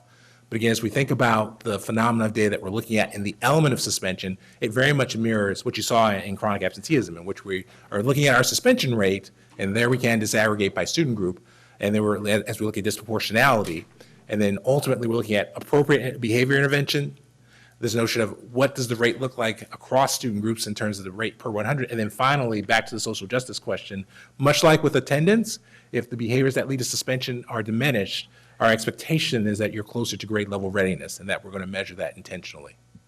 And of course, with school climate, we've talked about the construct of the survey, and very much as you saw tonight, one of the heavy things for us to recognize is as climate goes, so do we see the hard data. And so it's very much the same type of analysis for us in terms of the SAFE survey constructs, recognize that safety is first and foremost, this notion of connectedness is really important, and then of course, looking at attendance and behavior with, again, back to the same social justice question. If we resolve these, if we treat those as the problem statement, then we should, from a social justice perspective, see students gaining academic knowledge with our belief that as the culture and climate, as the climate improves, that's creating conditions for learning. Now, obviously, there are many challenges as we think about this work. You've heard us reference in the past this notion of opt-in culture, and certainly we think about this as professional learning related to climate work. We have had the experience of, with offerings, we have not always had full participation. So that's been something that we've been wrestling with, how to change that condition. We spoke about this previously in other presentations around this notion of lack of agreement upon articulated measures. We know this board has declared a new normal, and so our job is to make sure that as we look at articulated measures of success, that those really do move from the boardroom conversations into each specific classroom to each specific student. And so we know that that is a challenge that we have to address. Lack of resources for professional learning, just recognizing, obviously, we've talked about the budget issues that have been emerging and certainly are going to be ongoing for us to recognize how do we, with scarce resources, make better decisions about how we allocate those resources for professional learning. And a series of false starts. As you know, I'm relatively new to the district, but obviously within this initiative, we know that there's been movement and then there's been stoppages on occasion. And so we're recognizing that we have to figure out what's the sustainability plan for building momentum and keeping that momentum going. And then lack of time for professional development, which really speaks to the notion of, how do we create time within all the work we have going on in our system to recognize how we have to integrate the climate work with that other professional learning that takes place in the system.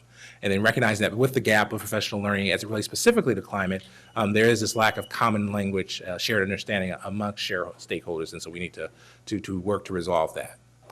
Next steps really focus on this notion of continuing our school climate work group, and what that means is we're going to be digging deeper on all of the measurable outcomes we spoke about, but also reporting back to the board, targeting at least once a quarter, whether through board communication or formal board presentation on our ongoing efforts, developing the articulated measures of success, which is going to be our fall work, implementing another year of the school climate survey, building on the momentum that's already going, and then we have the ongoing work of just looking at our data, integration of approaches, recognizing as Ms. Flores took us through kind of the really bodies of work we have that are already integrated and continuing that integration. And then, of course, some expansion as appropriate for trauma-informed practices and culturally responsive teaching and implicit bias professional development. With that, I'll turn it over to questions. Do we have any public comments? Yes, we do. We have 7 public comments. I'll call the first 4 up. Please line up. Liz Guillen, Carl Pinkston, Chris Logan, and Lamala Coleman.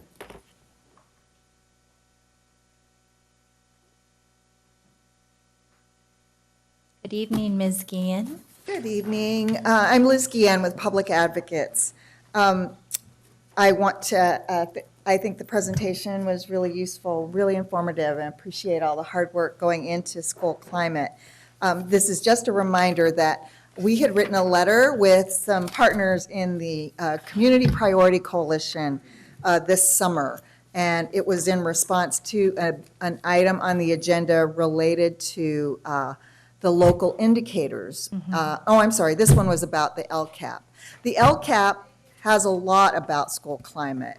Goal 2 really covers school climate. And if you recall, at the time, we were complaining that the LCAP said there wouldn't be any changes to the actions and services that had been laid out the year prior. So this portends changes, and we think that's a really good and positive thing. I want to point out that LCFF statute actually contemplates surveying more than students.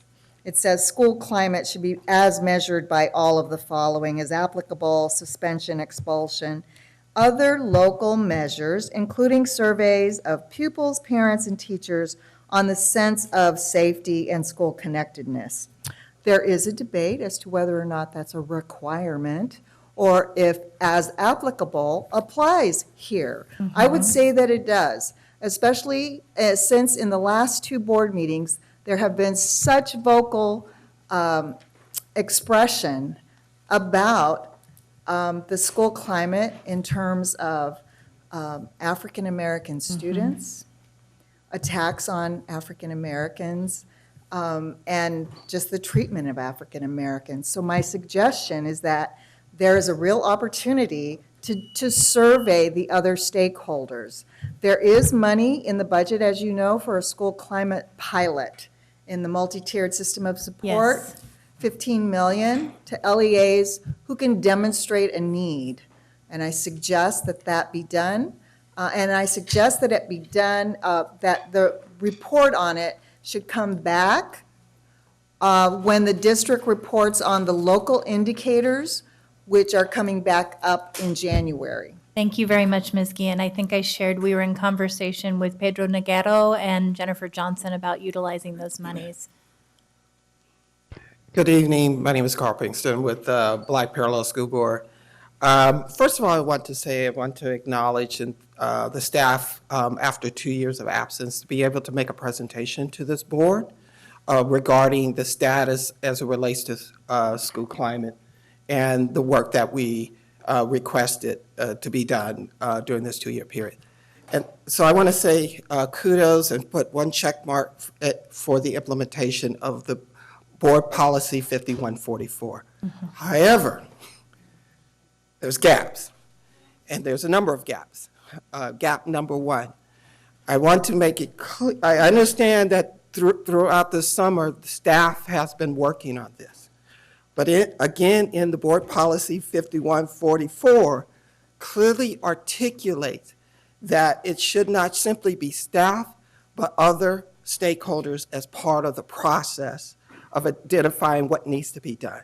So I want to say clearly, the Black Parallel School Board, SACAC, HIP, the Sacramento City Teachers Association, there's a number of organizations stand ready today at this moment to step forward to help staff to address the issue around school discipline.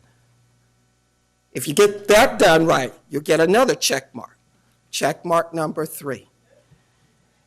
The school climate discussions principally centered around how we can fix kids, what we call behavior modification of children.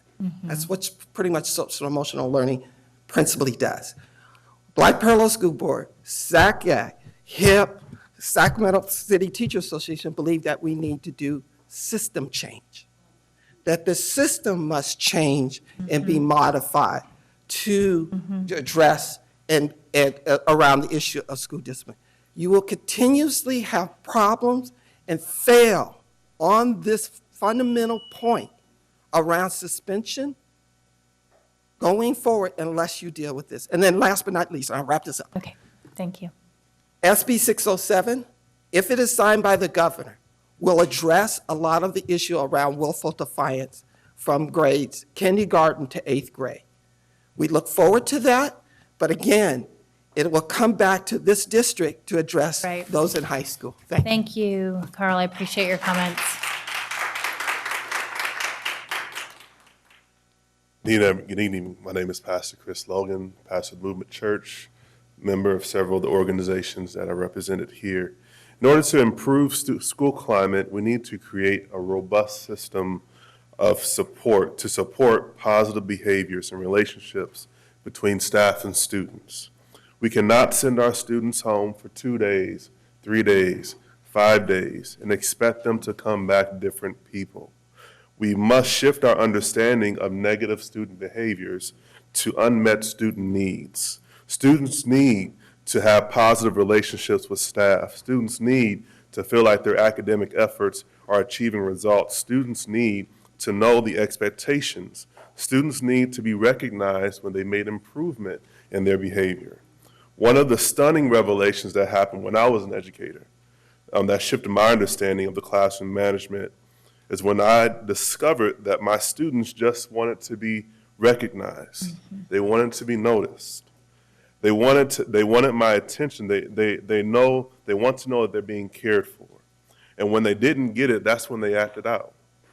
So let's equip our faculty, administration, and staff to create positive learning environments in our schools. And do not default to law enforcement presence as is outlined in your draft contract with the SROs.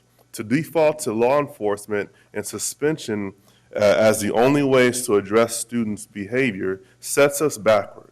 It creates the negative interactions between Black students and staff. It is the school-to-prison pipeline under your watch. We need to do something systemic that is research-based and addresses the whole child and not just their behaviors. Thank you. Thank you, Pastor Logan. Excellent points. Good evening. My name is Lamaya Coleman. I'm a member of SAC Act, and I have a daughter at William Land.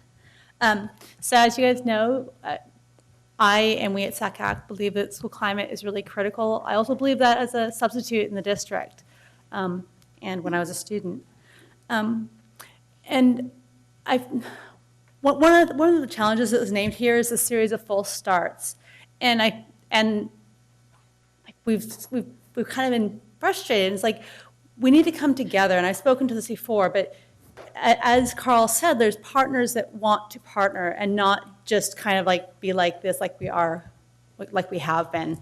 So please really work to incorporate, and it needs to come from the teachers, the parents, the students, the district staff. It needs to be all together.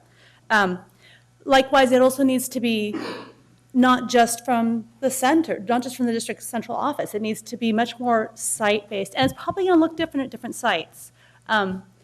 depending on what kind of feels right or what works at the different sites. Where is their momentum at the different sites? And that kind of speaks to the opt-in culture, which it's true then. You are kind of having an opt-in culture. But top down, like when I was teaching full-time, it often was like, oh God, another friggin' thing that's getting shoved down our throats, which that's not going to lead to the positive relationships between student and adults. And then as I read this, I kind of,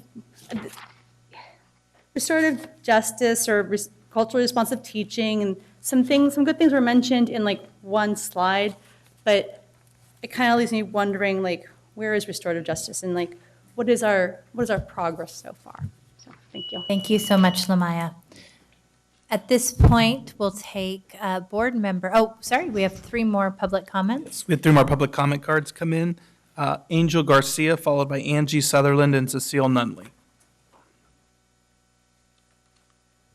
Hi, good evening. I just wanted to talk about the district, school site, and classroom policies that discriminate, have an underlying implicit bias, or hurt our school climate. One of the things I talked about earlier was a bathroom policy, but there's a variety of policies. My son started a new school, second day at his new school, doesn't know anybody, hardly knows any students, and he walks on campus. He got a new jacket. It had a hood on it. He was walking through campus, and the campus monitor screamed at the top of his lungs, "Take that hood off now." Now, my son's a brown child who likes hip hop, wears that style of clothes, and that's his experience at his new school. So we need to look at our policies, written or unwritten, that discriminate. PE clothes are policies that send kids out of the class for certain styles or hats or whatever. Do they really need to be out of the class, or are these kids that are struggling and we need to think about other ways that we keep them in the classroom? Also, you know, there was a situation with PE clothes. PE clothes are supposed to be a donation, and we have a lot of poor students that can't afford PE clothes. Students are expected to go to the PE teacher and say, "I'm too poor to buy PE clothes. Can you help me with PE clothes?" We need to start noticing, training our teachers, training our staff to notice that kids need help. And we also need teachers, staff, administrators to be modeling the behavior that we want to see in our kids. So do school-wide and classroom policies align with SEL, PBIS, and bullying prevention? Because they need to be spelled out and clear for everyone, because right now they're not. Our staff displaying the behavior that we want to see, positive culture and climate. Well, sending students out, as I said before, but particularly groups whose stats are low in school climate, Black students, EL, foster youth, students with disabilities. And I want to highlight Hmong, because 60% of Hmong students do not feel connected, and we need to call that out. And so we need to have a district-wide commitment to implementing trauma-informed practices at all of our sites. Disenfranchised populations Angel. need to Will be you please engaged wrap with up? the SIPSAs, and we need to call out these communities so that they can have a say. And our policies need to be clear from district to the classroom. Thank you. Angie? Good evening. I'm a parent of a child with a disability who has been deeply hurt by the school climate through bullying, discrimination, and I really appreciate the school climate presentation, but it seems like just a lot of the same things I'm hearing year after year, that we have this SEL, we have these policies, SEL, PBIS, and bullying prevention intervention did not help my child one bit. And I know other students as well that have been deeply scarred by these experiences. So, and I understand there's a committee that was put together. You need to include the Coalition for Students with Disabilities on that policy committee. And I'm a little shocked that it's going to take a year for a draft. Isn't that what I saw in the plan, I think? Or no, that's the School Climate Committee. A year for a draft in June 2019. That just seems pretty far off. And I know my child had to leave and go to a private school because there's no support in this school district for her. But how many other kids are being driven out? So that's all I wanted to say. Thank you. Thank you, Angie. I appreciate that. Again, I'll make it brief. I just had a couple of questions with regard to the challenges. I know it talked about it's an opt-in culture and that it wasn't full participation, but nowhere does it say how many. I noticed on the opening of school under curriculum and instruction, it said exactly how much professional learning was going on.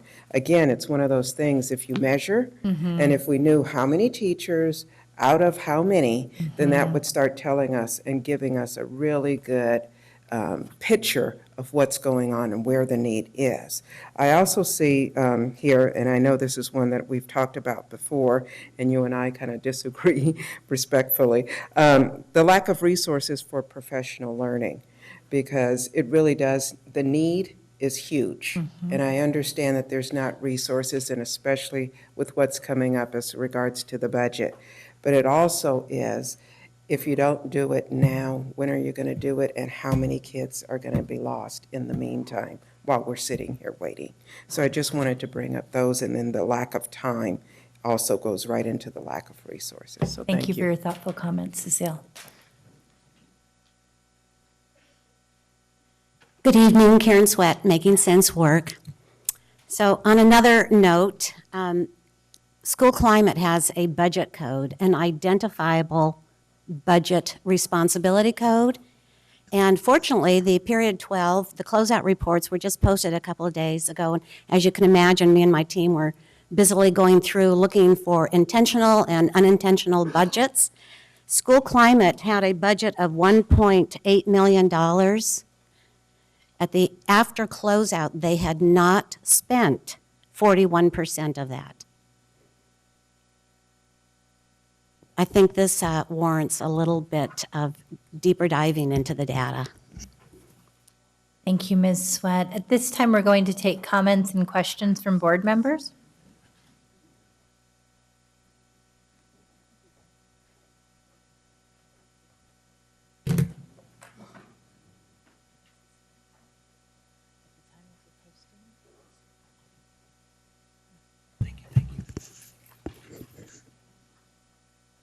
Okay, it looks like we don't have any board member comments or questions. Now we have one coming up. Board member Vang.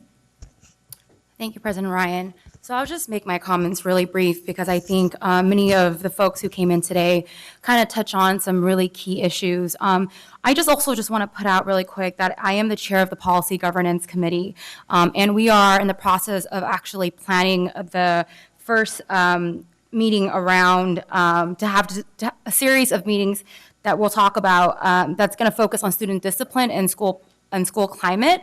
And I've heard from community groups today, and I've been in conversation, and so that invitation will be going out. We'll also make sure to post that out as well. Make sure to put that up on the website so that community partners can be part of the conversation.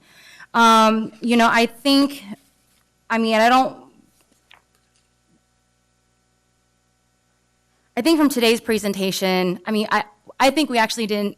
I appreciate the presentation, but I think community members, I think folks on the board knows that student climate, it impacts student achievement, right? And that we have to do everything we can to ensure that we create the best conditions for our students to learn. I did have some follow-up questions, Mr. Harris, regarding the next steps.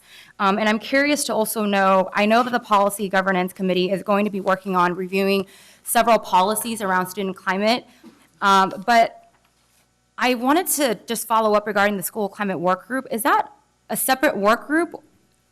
Okay, could you explain a little bit why the estimated timeline is June 2019 for a draft? And so I'll defer a little bit to others as well. The school climate work group is basically taking an integrated approach of looking at the climate surveys, suspension, and chronic absenteeism. Ultimately, as we think about the timeline for all this, we definitely know it'll probably go through the fall and probably some part of the spring. The June timing is not necessarily hard and fast, in that if we have conclusions done more summarily, definitely it can come sooner. But it's really because that's our largest work group, because we're looking at it in kind of the parts and trying to bring the parts back together to look at overall climate. So the June is probably the most conservative timing, but it's definitely through the fall, because we're literally meeting right now to review policy, but also to review practices, and actually to look to integrate conversations that are happening right now in terms of the climates at our campuses. What can we do about them? And we want to be intentional, because this has been an ongoing conversation, and we're trying to be rigorous in our approach. Okay, and I also want to be intentional in that we have a policy governance committee working on school climate as well. The superintendent has an African American initiative as well, and I don't want us to be doing all of this in silos. I think it's important that these conversations are happening parallel, right? And so I'm a little worried about that. I just want to make sure that there's alignment regarding that. If I can maybe add on to what Mr. Harris just said, I mean, part of the reason that we think it will take this timeline is because we are going to need to integrate the work from all these different bodies and ensure that we have wider stakeholder engagement than just that work team. Okay. Thank you, Board Member Vang. So I just want to echo what Board Member Vang said, but also what we've heard from our community, which is as we develop solutions to ensure we have a better, more proactive school climate, as we look at how we lift up school discipline policies that are student-centered, we need to be doing that in partnership with our community. And I so appreciate the work of the district team, but we have real resources in our own backyard who are tackling this work as we speak. When I participated in the convening that the NAACP hosted with Dr. Luke Woods to present his capital suspensions report, but also some other really groundbreaking research that he's been doing out of Cecil, one of the focuses was school climate.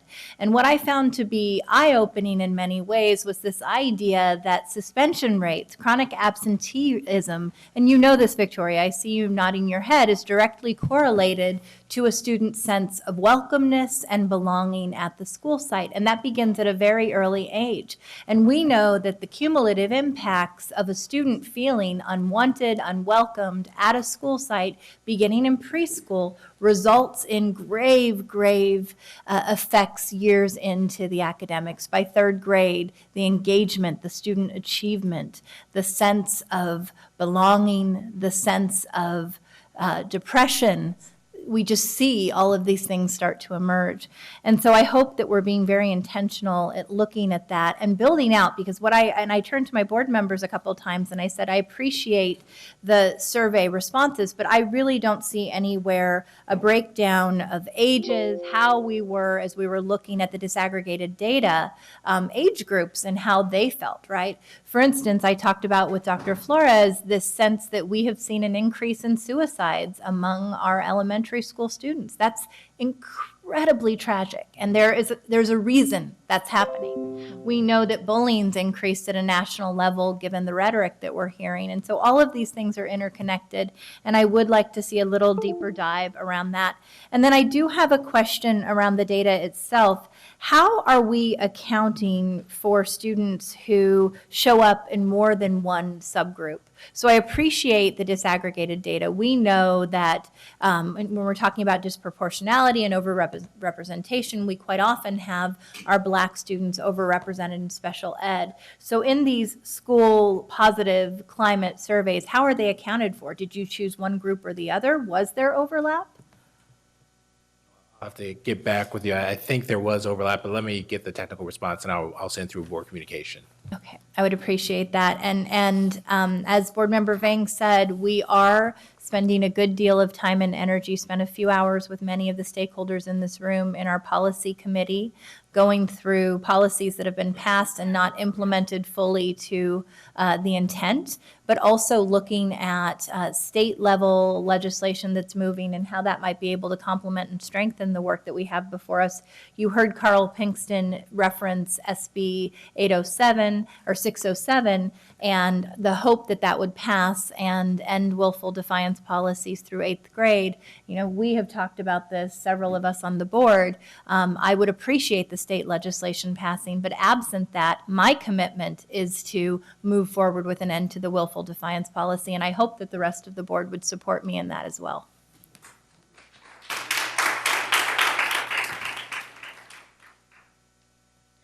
So it looks like we have no more questions. Mai, did you have another? No, sorry, I just Okay. didn't turn off. Okay, so we have no more board member comments or questions. Board President Ryan, if I could just offer a clarification on the surveying population. So tonight, we focused on the student climate results, but also a survey of teachers and of our families was done as well. And we will include summative data for all of that in the board communication and also as a part of the updates that will take place during the school year. Okay, great. And will you be able to give us a sense of by grade level where those results were as well? Absolutely. Because I think that that was a very important component missing from this presentation. Absolutely. And we do have that data. Certainly, we'll take your feedback into account as we look at the always the constraint of how we prepare these presentations. We sometimes end up with certain things on the floor in terms of things we leave out, but we do have that data and can get it to you ASAP. Excellent, thank you.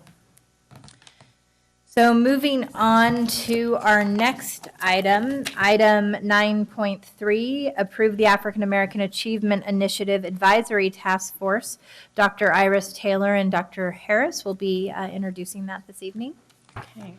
So good evening, Board President Ryan, Superintendent Aguilar, and members of the board. I'm Iris Taylor, Chief Academic Officer, and joining me is Vincent Harris, our Chief of Improvement and Accountability. We're here tonight to follow up on a previous board presentation early in August focused on African American student achievement. The purpose of this presentation is to seek the board's approval on convening an African American Achievement Initiative and Task Force. So again, like we do with all of our presentations, and I think it speaks to the power of this core value and this guiding principle, we want to ground tonight's presentation on African American Achievement Initiative in our core values, because it is because our system is inequitable by design that we are getting and seeing the results in achievement that we've shared with you in the previous two presentations, and we'll share just a little bit more data with you tonight focused on the achievement specific to African American students. All of this work, again, is in service of that all in the guiding principle becoming true, that all of our students are given an equal opportunity to graduate with the greatest number of post-secondary choices from the widest array of options. For this presentation, we want to take you back to our definition of equity, access, and social justice and how this presentation speaks to these three areas. In our previous presentation, we shared with you a plethora of data around African American student achievement, and it was just apparent that in most of these indicators, our African American students were either in that lowest performing or close to the lowest performing sector. That data being this moral call to action. As we launch this initiative, it's going to be very critical that we look at our practices, our procedures, our processes, and our traditions to see, are these traditions, policies, practices still useful, or can they be revised, changed, gotten rid of, so that we have different outcomes. And then finally, we want to keep present, this importance of bringing back to you the data around if things are changing in the system and using continuous improvement principles in that process to change the outcomes. So just a little bit of our data shared with you from the previous presentation in summary. We shared with you aspect data for English language arts and mathematics achievements, specifically for our African American students, and shared with you that 22% of our African American students performed at meeting or exceeding the standards in English language arts, while only 14% experienced similar performance in mathematics. We also shared with you our cohort graduation rates for 3 consecutive years, and the trend continues with our African American students performing just slightly above our Pacific Islanders in terms of cohort graduation rates at a rate of 74.8%. In regards to A through G performance, for the 2016-17 school year, which was our latest data, our African American students was the second to the lowest, performing at 26% of those students meeting A through G requirements, second to our Pacific Islanders in terms of lowest performance. And then finally, we also shared with you their performance on our SAT administration for ELA and mathematics, with our African American students performing slightly higher than our Pacific Islanders, our Alaskan, Pacific Islanders, and American Indian students. Flipping that, we see that our African American students are the highest percentage of students who are being suspended, and then the third highest performance students who are chronically absent, shared with you in our previous presentation as well. So all of this points to the need and the reason for this call to action in establishing this African American initiative and task force. And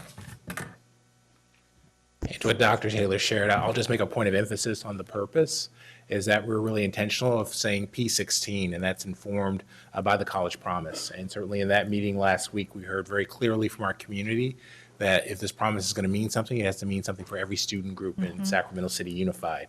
And obviously that includes every student group. And so based on that feedback, we decided it was important to call out P16 because we know that long-term success will be P16 for all of our students. You see a brief overview of what we think the profile of the task force will be.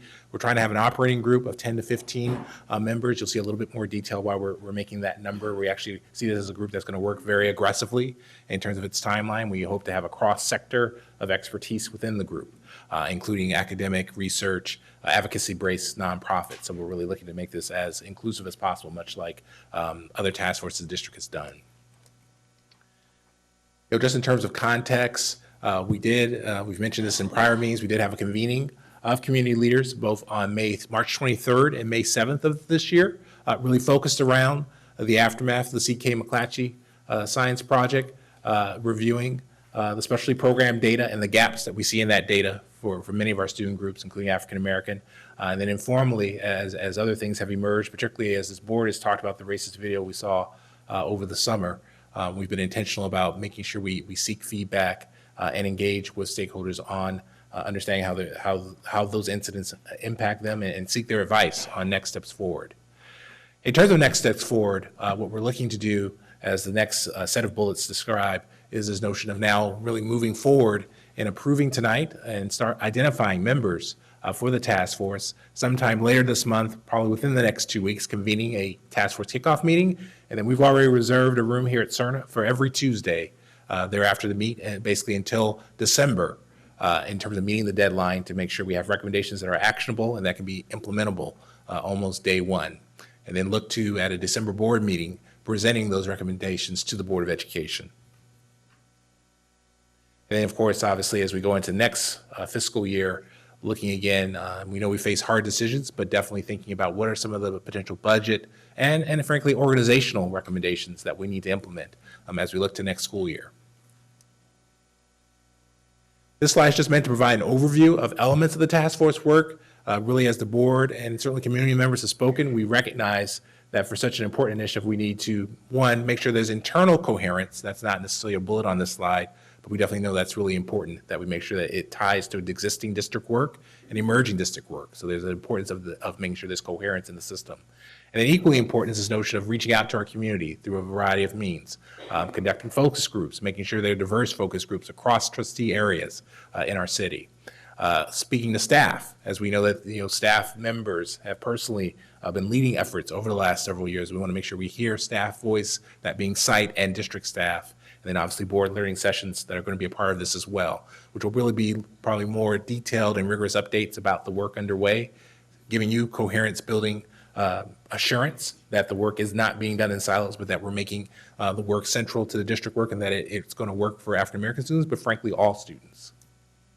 And so that brings us to the purpose of this board agenda item is the approval of the creation of the task force to start meeting in the fall of this year and to create recommendations to significantly improve student achievement outcomes for African American students in Sacramento City Unified. And again, P16, recognizing that if the College Promise is going to mean something, it's going to mean something for all of our students. Thank you. Do we have any public comments? Yes, we have 8 public comments. If you could come up when you hear your name, please. Cecile Nunley, followed by Carl Pinkston, followed by Danielle Prince,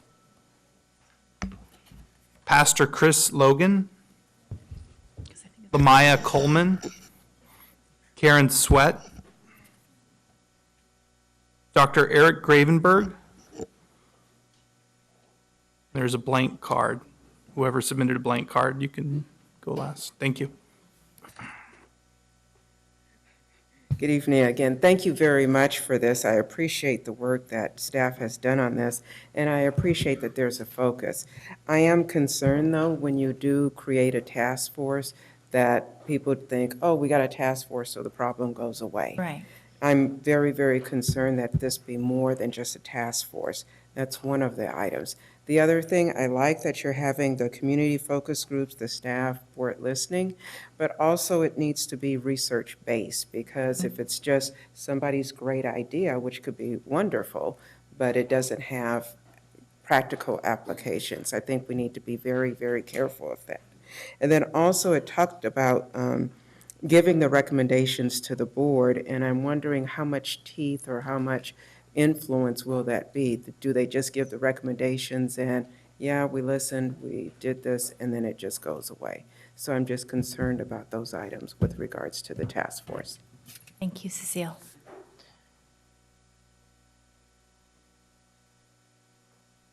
Carl Pinks, Black Parallel School Board. I also, our Black Parallel School Board had a meeting Saturday, and we had a rich discussion centered around this initiative. Partly, one, because there's been many initiatives and focus on this area before, and a lot of it was false starts. So there was a couple of issues that are of great concern to the Black Parallel School Board, but one, we want to acknowledge and thank you to having it.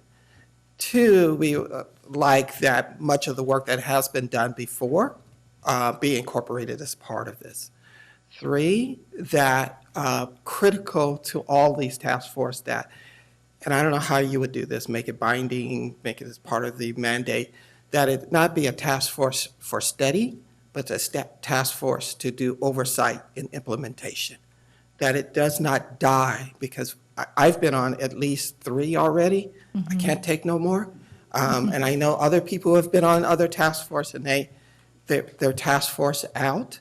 That's it. And last but not least, I think what is most concerning about the challenge is that there are a number of NAACP plans to have some forums, other groups planning to have some number of forums. So there's going to be a little disjointed for a while.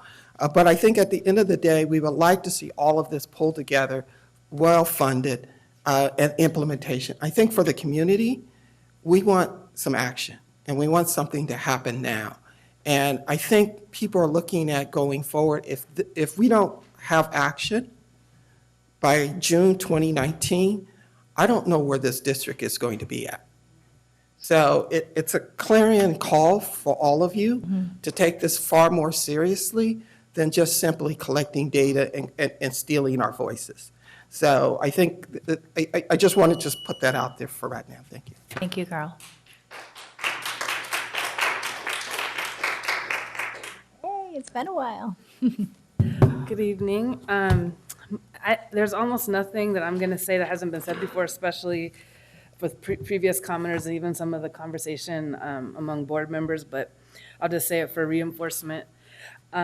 So my name is Danielle Prince, and I'm here to urge the school board and the district when establishing the membership and the scope of work for the task force on African American achievement to incorporate evidence-based principles that you can find embedded in the Black Parallel School Board platform. So I'm going to actually read those quickly, although hopefully you've all seen them before.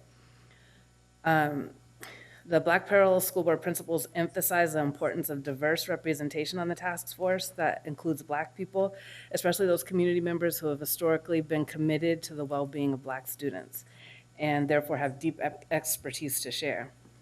Because the task force is focused on African American achievement, it should be noted that the Black Parallel School Board principles incorporate evidence-based practices that directly impact Black students' achievement. And these principles should be integrated into the work as well as the metrics for the outcomes. So I'm going to read them quickly. So ensuring that that classrooms with high Black student populations start and end the school year with qualified and experienced teachers and possess the ability to relate to students of color ensure that schools with high numbers of Black students are properly funded to provide the additional resources necessary for students to be successful. No zero grading policy so that students are encouraged to keep trying and not punished for the efforts they're making.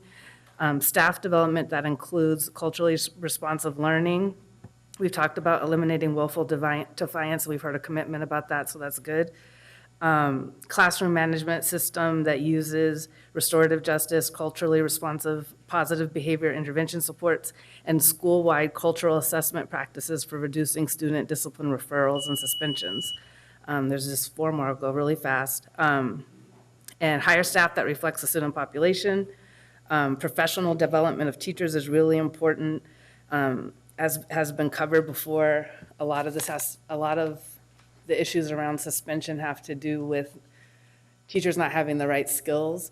And so when you focus on the professional development of teachers and help them learn how to have a better relationship with their students, you won't have as many problems. And I was also at the Luke Wood presentation, and since then, there's a Yale study that's come out that shows not only do you see the disparities in referrals to school discipline of African-American students, when you take a deeper dive at the data, you see that it's school variables. Like when you're doing a really good research study, you see that it's actually school variables such as resources and teacher training and not student level variables. So that kind of reinforces the point that Carl made earlier, that we have to take a system look and not an individual student look, because the data already shows really clearly that the problem is coming from the school. Thank you, Danelle. I appreciate your comments.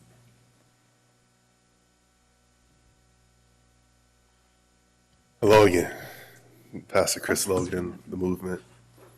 So there's much angst about this formulation of another task force, and has already been said that our collective memory can recall similar task forces dating back at least 11 years with no results.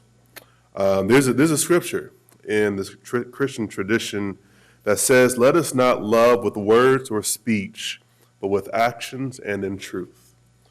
I don't expect everyone on this board or in this room to share my faith in these scriptures, but there is an important lesson that is universal. Talk is cheap. Gathering in groups to talk about the achievement gap, to talk about the school to prison pipeline, to talk about the lack of differentiated instruction does not improve the actual problem. It's when we do something that improves it.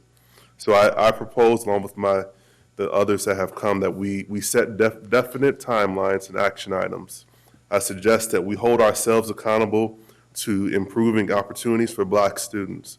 I propose that we don't dismiss the work that the Black Parallel School Board has already done, and that we integrate their recommendations into the implementation and accountability. I propose that these meetings be open to the public for observation and comment. And I propose that after all of our talking, that we do something that brings about change. Thank you. Thank you so much, Pastor Logan.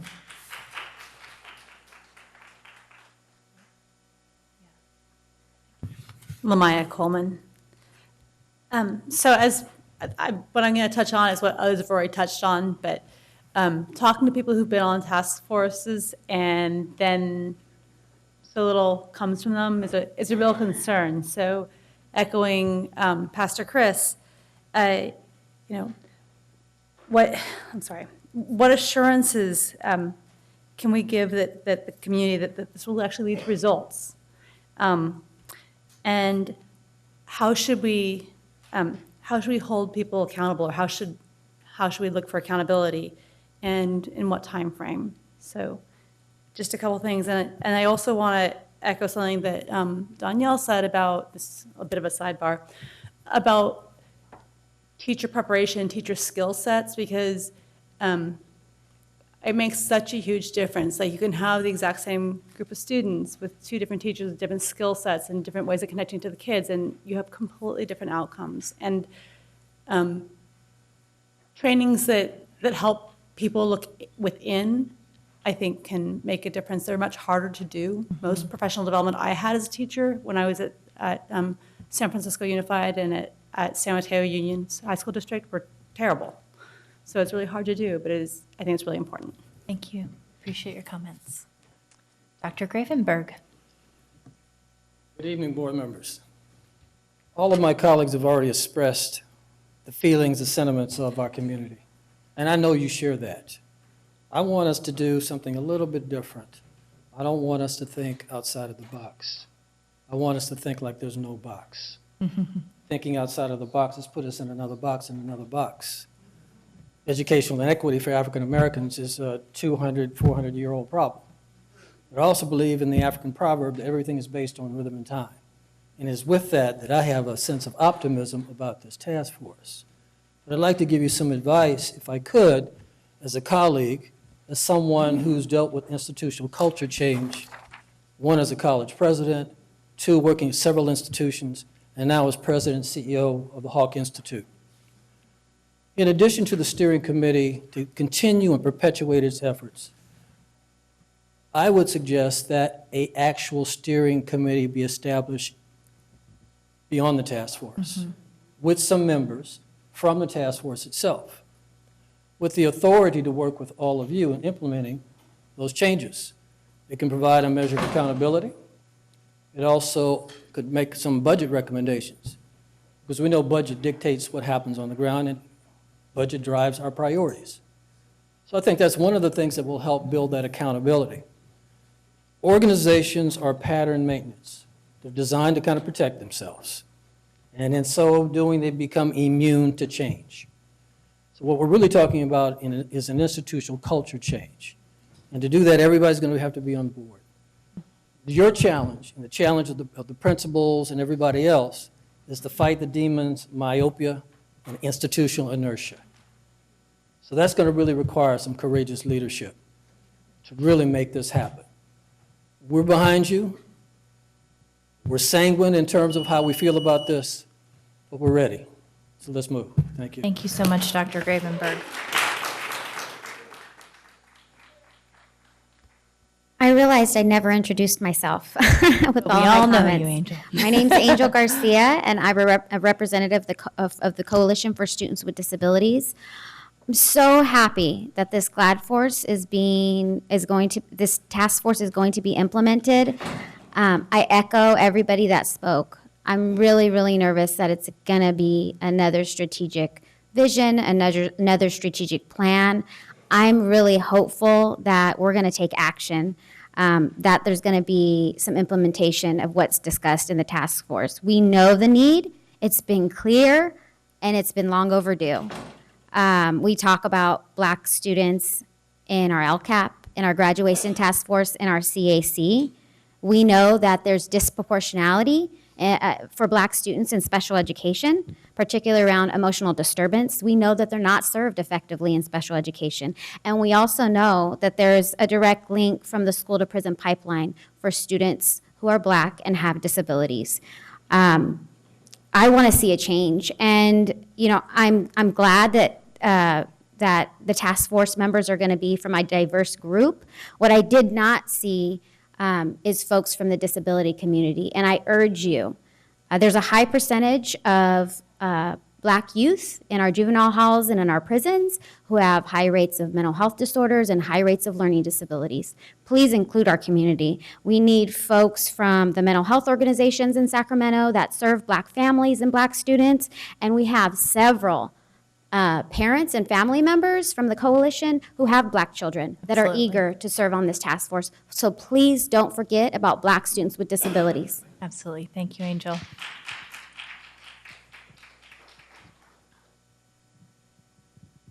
Hello, my name is Joseph Berry. I'm a doctoral student at California State University, Sacramento education program.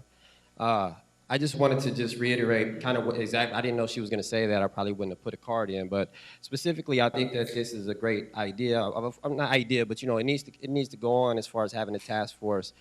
In the process of that, I think it's very important that we don't forget, you know, the African American students with disabilities are probably some of the most marginalized within the district, and so I would like to see to make sure that the task force, you know, make sure that they address that group within their work, if they're approved. Thank you. Thank you very much, Joseph. Okay, so we're going to be taking board member comments in a moment. I did want to just address a few things. You know, we heard the community loud and clear when we were tackling this crisis that while you appreciated that these conversations had happened for more than a decade, they had not resulted in the action necessary to change outcomes for our Black youth. And so one of the things we walked away with was this sense that we could not as a district bring to you a plan that was developed by the district. It had to be in partnership with our community, with many of you in the room today. I understand your skepticism about task forces, but in reality, it needs to be a community conversation and the development of a plan with all stakeholders at the table. And so that is what we're striving for here. I heard some very concrete feedback that I think is best practice in any of this work. Cecile mentioned some of these points. You know, I think this idea that we have clear metrics and timelines associated to the task force is key to seeing the work into fruition. I think the idea of establishing an implementation and oversight committee, I'm a huge fan of that prior to or following the task force's work. To ensure that it continues to move. The meetings will be public. We absolutely, as we look at the composition of stakeholders, plan to include the voice of our disabled community. I know that quite often our Black youth are also special education students, and it would be remiss not to acknowledge that and have representation. And many of you talked about a need to focus on research-based, evidence-based best practices. I'm really proud to say that the superintendent and I have spent tens of hours diving into meetings with folks who are top leaders in this field. We talked about Luke Woods. We're actually going to be working in partnership on a forum on September 12th to look at this as Dr. Woods comes to town as part of Ed Trust West conference, which Superintendent Aguilar will be participating in. Ed Trust West, who is a leader in this field, has also offered their technical expertise. We've heard you that we have so many good local people that we shouldn't be looking outside the state, and so I'm very proud that we're finding research experts who have tremendous credibility with the Black community right in our own backyard, and I think that that's exciting. I know recently we had Daryl White with the Black Parallel School Board helping to facilitate some difficult conversations at a campus level, and I see that as another opportunity for us as we move this work forward. So please know that we heard you and that is why many of these suggestions are incorporated into the framework of this African American Achievement Initiative, and I understand the healthy skepticism associated with this.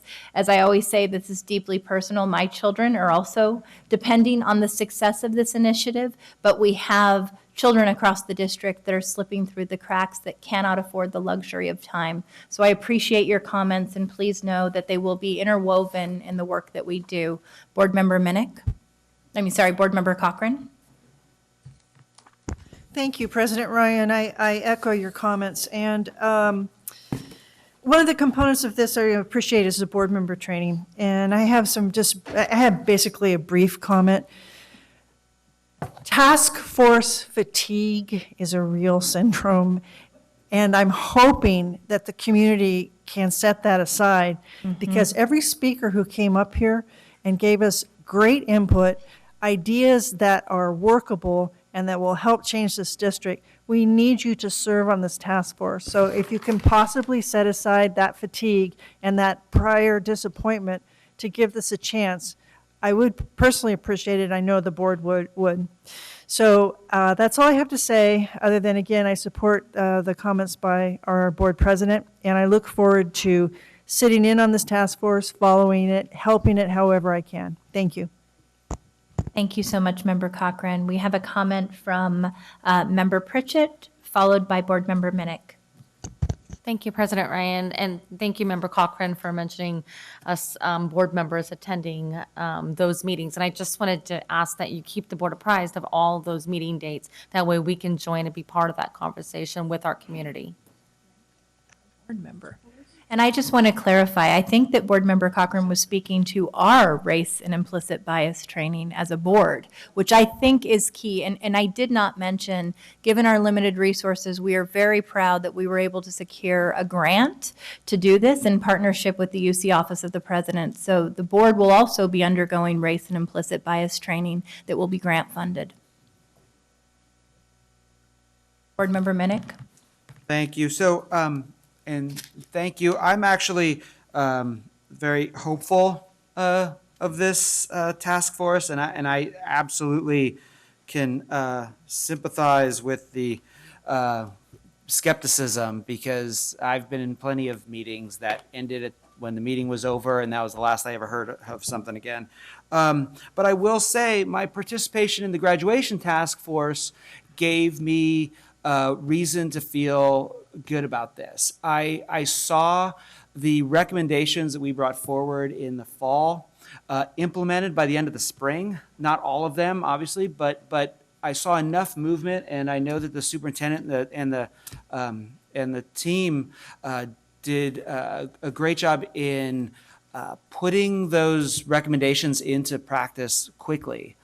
So I feel like if there was ever a time where I could feel hopeful about a task force, it's now with this team. So I appreciate that. That said, this is a fast-moving timeline, and I just want to make sure that we have the right people at the table that are willing to show up, because as great as an experience I had with the graduation task force, I think we started with about 35 and we ended with about 10. And, you know, I always like to think that the people that are supposed to be there are there. But it really would have been nice if we still had 35. There were people that I saw at the kickoff meeting and then I never saw again. And so I want to make sure that we are clear with folks what the expectations are and the commitment. I think that folks who are, you know, down for this are going to make sure that they're there. We just have to make sure that we prepare people for the expectation and the time commitment, you know, so that they're not caught off guard. And then I guess my question then, and you mentioned it briefly, but where are we then in terms of next steps for identifying participants, and what are we looking at for that, and what involvement do you need from us and from our folks out here? So we've started, obviously, because of the convenings we had on March 23rd and May 7th, we've started there calling that list. Definitely what we're looking to do is try and create a comprehensive view of community membership, and so we'll be passing that to the board as well in terms of folks that we know who might potentially seem to fit the profile of someone who can offer us input, and certainly we'll be open to other suggestions appropriately. We don't have a list right now. We are truly at the starting point of it, so we're truly just starting our own research to create a list. So I can't give you the comprehensive, here's the through line that we know for sure, except that we do have a starter list, and we're using that as the basis to try and vet that, and then we'll be sharing that to get additional input. And then if I could just follow up then on that, in the same way that we've done a push to recruit members for the LCAP committee, is there a way that we could do something along those lines so that we can reach people that don't come to board meetings, which is most people, and, you know, people out at the school site, so they have a way of putting their name in as someone that would be interested in participating, having their voice heard, so that we can get representation from folks that might not necessarily be the folks who are able to come out, you know, at 9 o'clock on a Thursday night. I think if we can get cast a wide net, it would be great to get some, you know, more voices from the community. Thanks. And I just want to add one suggestion, and we had discussed this previously. I mean, many of the individuals in the room are phenomenal candidates for a task force. Clearly, we want to have a small enough group that it's manageable and that they can commit to showing up once a week, so that we're not pushing this out a year, so that we're producing recommendations that are actionable in a timely fashion. But I do also very much appreciate this idea of asking the wealth of experience that we have in this room and in the community to nominate people that they think should also consider joining the task force. What I'm saying by that is, sometimes leaders in the community who are at the forefront of these issues don't even see themselves as the ones who should be sitting at the table developing the solutions. Sometimes all it takes is a push from the Hawk Institute or from Black Pearl School Board, another group saying, I see you as a leader and I think you would be a good voice. Then we reach out to them. If they choose not to pursue it, so be it. But at least we're showing that we think that they have something to contribute to the conversation and trying to widen the pool. So I don't think we have any other board comments. Thank you very much for your presentation. And this is an action item. Can I please, and I'm so glad that this is an action item, can I please call for a motion? Second? Second. All those in favor? Aye. Aye, the motion carries. Thank you very much. Board President Ryan, if I could, sorry. Board President Ryan, if I could just respond to your earlier question. Yes, the students are duplicative. If you're in special education African American, you'd be in both. What I'll do is prepare a BC that describes the demographic breakdowns per your prior question. Okay, so you did count them if they were overlapped. I got it. And our student board member preferential vote. Aye. This is a change that we're still getting used to. Thank you so much. Item number 9.4, update on the 2018-2019 adopted budget by Dr. John Quinto.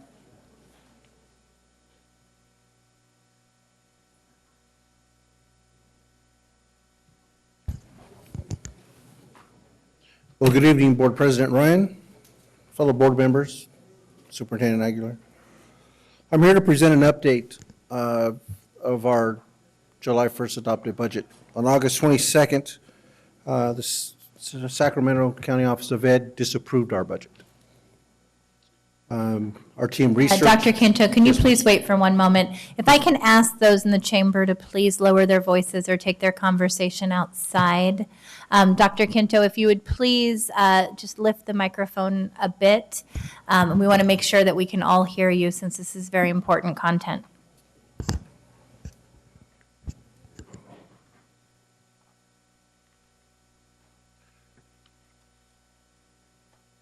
Give it one more moment. We have a few other people leaving.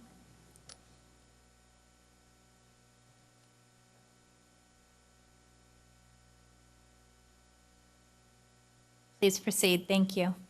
Okay. So on August 22nd, the Sacramento County Office of Education disapproved our budget. In researching with them, this was the first time that Sacramento City Unified School District has ever had their budget disapproved. As your new CBO, it is my responsibility to ensure the fiscal sustainability of our school district that serves the public school needs of over 42,000 students. With the county disapproving our budget, I'm duty-bound to research how we got here.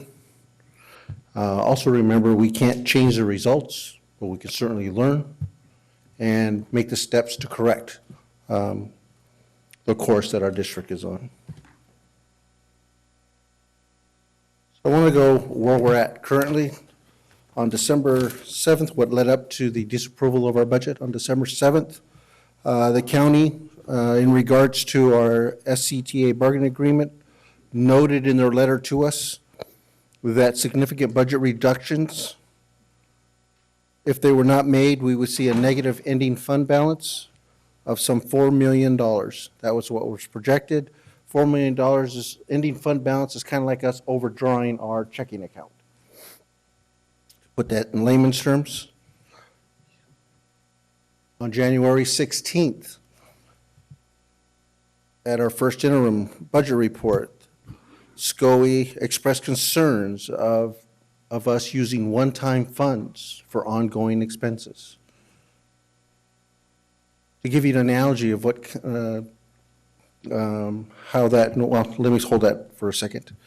So they expressed concerns there, and I wanted to iterate also here that they also stated we needed a viable long-term plan for our OPEB. That is our post-employment benefits. There's a huge liability there, so they were looking for a viable plan for us to pay that back as well. At this point, with one-time funds, what I would like to do is use an analogy of maybe we having $100 a month for gas. And in the month of December, we only use $95. So what do you do with that $5? That is like carryover. So you can put it in the bank, because we know during the summer, gas prices are always higher. They always do that to us when we go on vacation. So when it's $1.05, you now have the $5, that one-time money that can support that. So the county was concerned that we were taking this carryover, or these one-time monies, and using it for ongoing expenses. So I hope that analogy helps paint the picture of what their concern is. I also know that, we could take that and carry over, and we allot it. We take it back to the board, and we can put it in the budget to spend it on one-time expenses as well.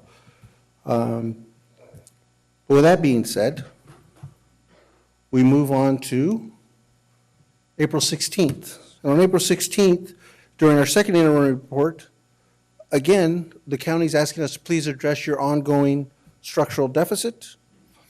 And they express here the goal of maintaining fiscal solvency or sustainability.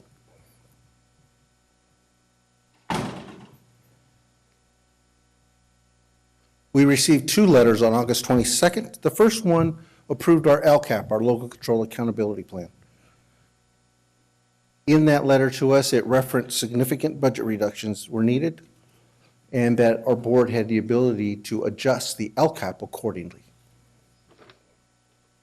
In the second letter that they wrote to us, they referenced Ed Code 42127, that we didn't meet the provisions that would make our county superintendent adopt our budget. So our budget was disapproved. It was disapproved because we couldn't meet the 2% minimum reserves required by state law in our multi-year projections. That would be 1920 and 2021.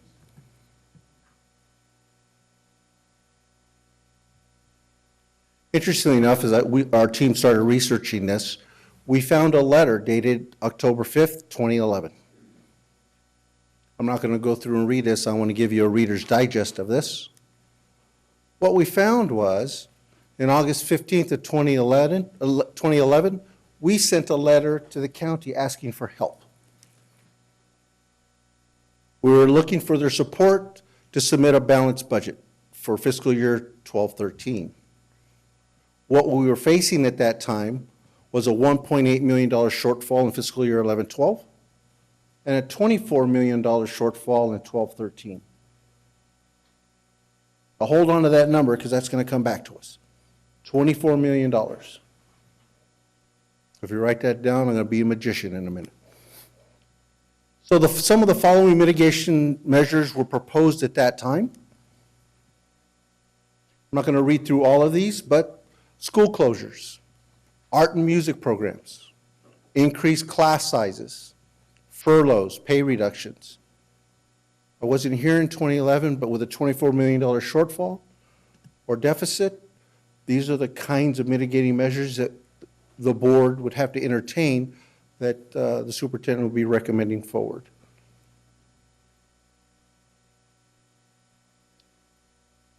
The reason I said hold on to that $24 million number is today we are facing a $24 million deficit. So I want to hold on to that. You know, we can't change the results. We can learn and make steps to correct this and put our district on the right path. And so I'd just like to emphasize that. So I will do my best to research that, find out where we are, work with the fiscal advisors, come back and work with the superintendent and bring some things forward. So what are our next steps? On August 29th, I met with SCOE, and we were appointed a fiscal advisor. Our fiscal advisor will start September 10th.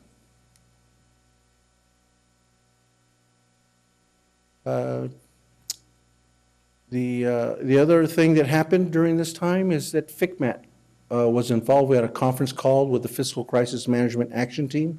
They are the arm of the California Department of Ed that oversees all school districts' financial solvency.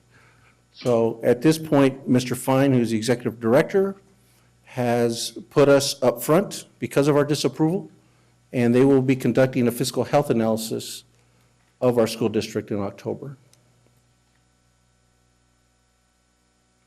What we need to do is by October 8th, we must provide the county with a viable budget that will essentially reverse the deficit spending trend. October 8th.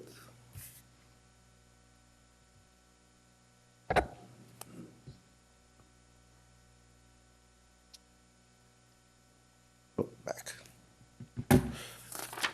What I want to leave you with is how serious our budget challenge is. I'm looking at a budget adoption process by FCMAT, and it states that on or before October 8th, that we shall adopt the revised budget. That's pretty clear. So how serious is this? And I'll leave you with this. If the governing board to any school district neglects or refuses to make a budget, the county superintendent of schools shall not make any apportionments of state or county school money to the district or approve any warrant issued by that school district. We got some work cut out ahead of us. I'm here to support and help and do the best I can, and we will get through this. Any questions?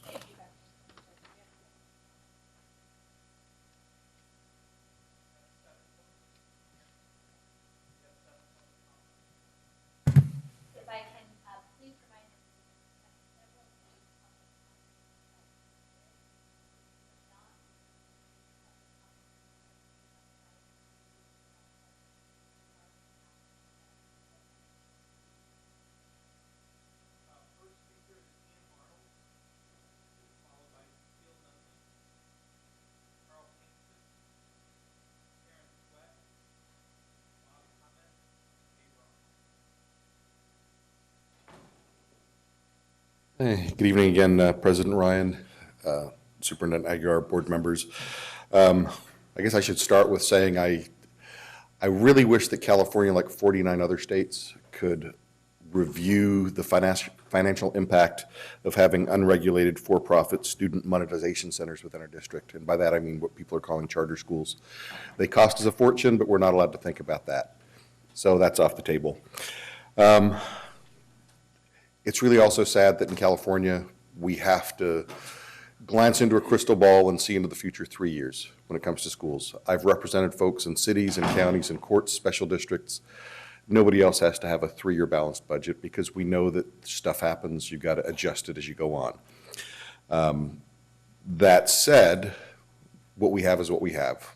If the district can't figure out how to present a balanced budget, then somebody else is going to tell us how to do it.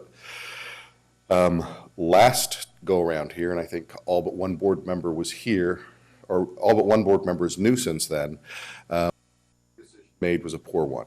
We actually, I think before you were voted in, but we had the home to school transportation was voted to be completely eliminated. But interestingly, in the 3 months leading up to that, the second floor of this building actually saw a $3,285,000 increase in total salary. So that's new positions and increases for administration. So when people start to worry, when you start talking about a budget deficit, that's why. Because less than 10 years ago, we saw horrendous cuts. We saw 50% of the custodial staff slashed, leading to horrible problems in all the school sites.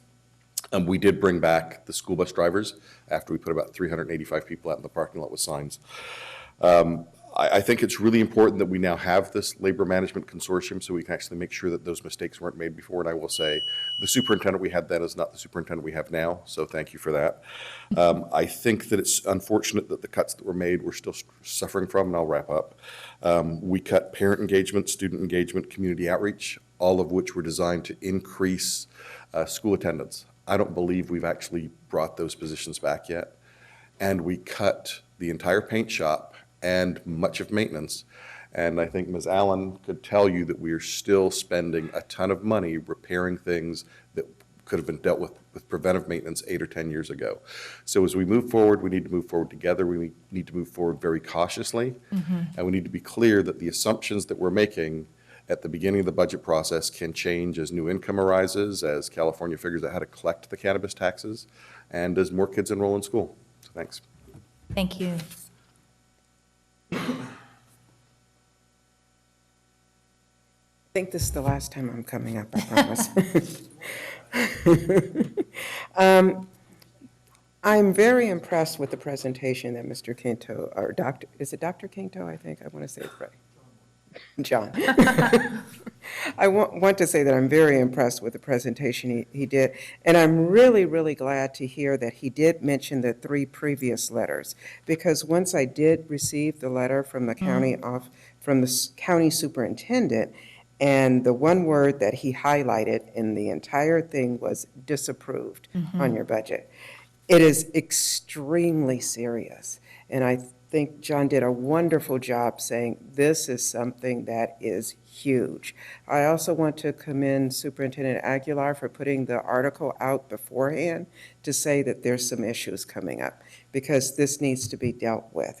The one thing that I do have a concern about, though, is that the letter wasn't available until today.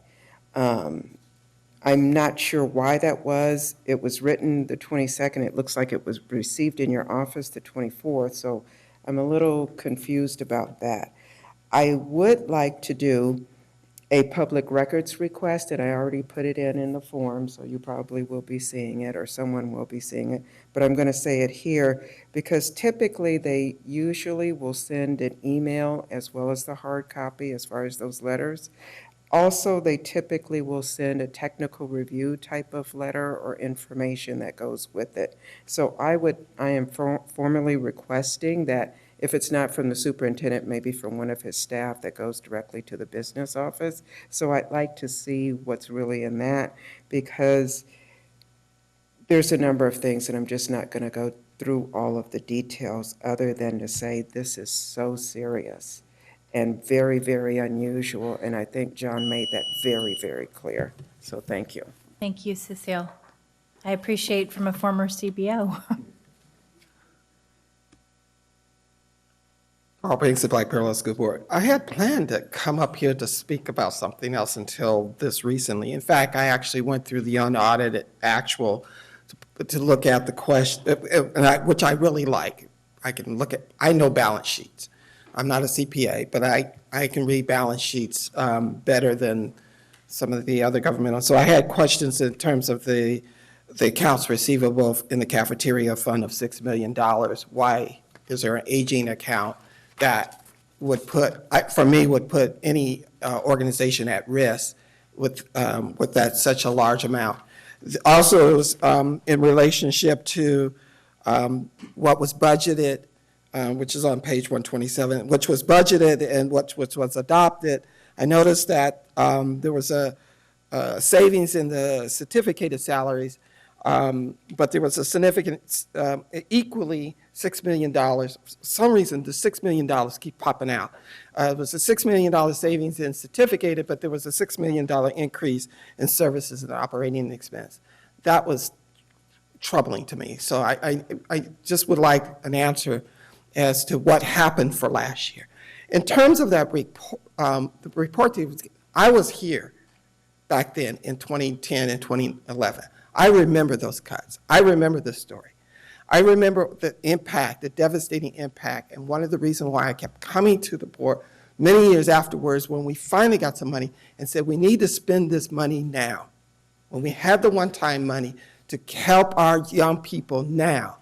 And what we consistently, this district kept doing was pocketing the money in the ending fund balance year after year after year, which grew the ending fund balance when you had a number of one-time funding coming through. I was concerned about that. I knew at one point this would finally come back to us. It has now come home, and I think that's a question that needs to be done.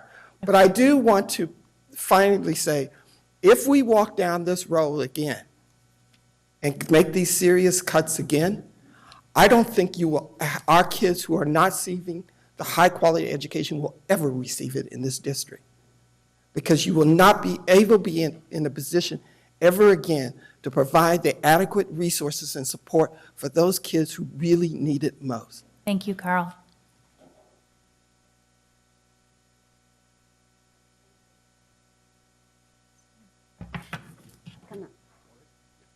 Good evening. Are you combining your comments, or was it? Actually, yes. Okay. We are making sense work. And I'm Karen Sweat, Bob Hamas, and Dave Ross. And the first thing we'd like to do is we would like to extend a warm welcome to Dr. Quinto. We're really excited.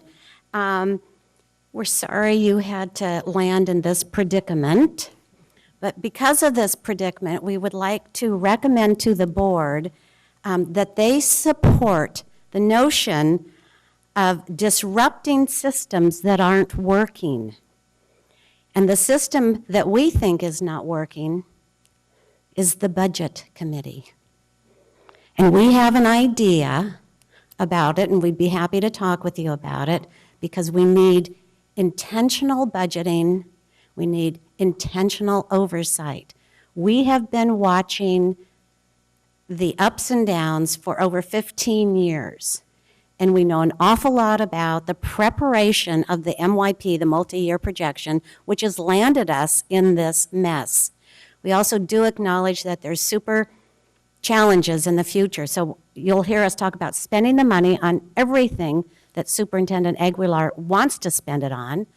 But we also know that there needs to be intentional budgeting.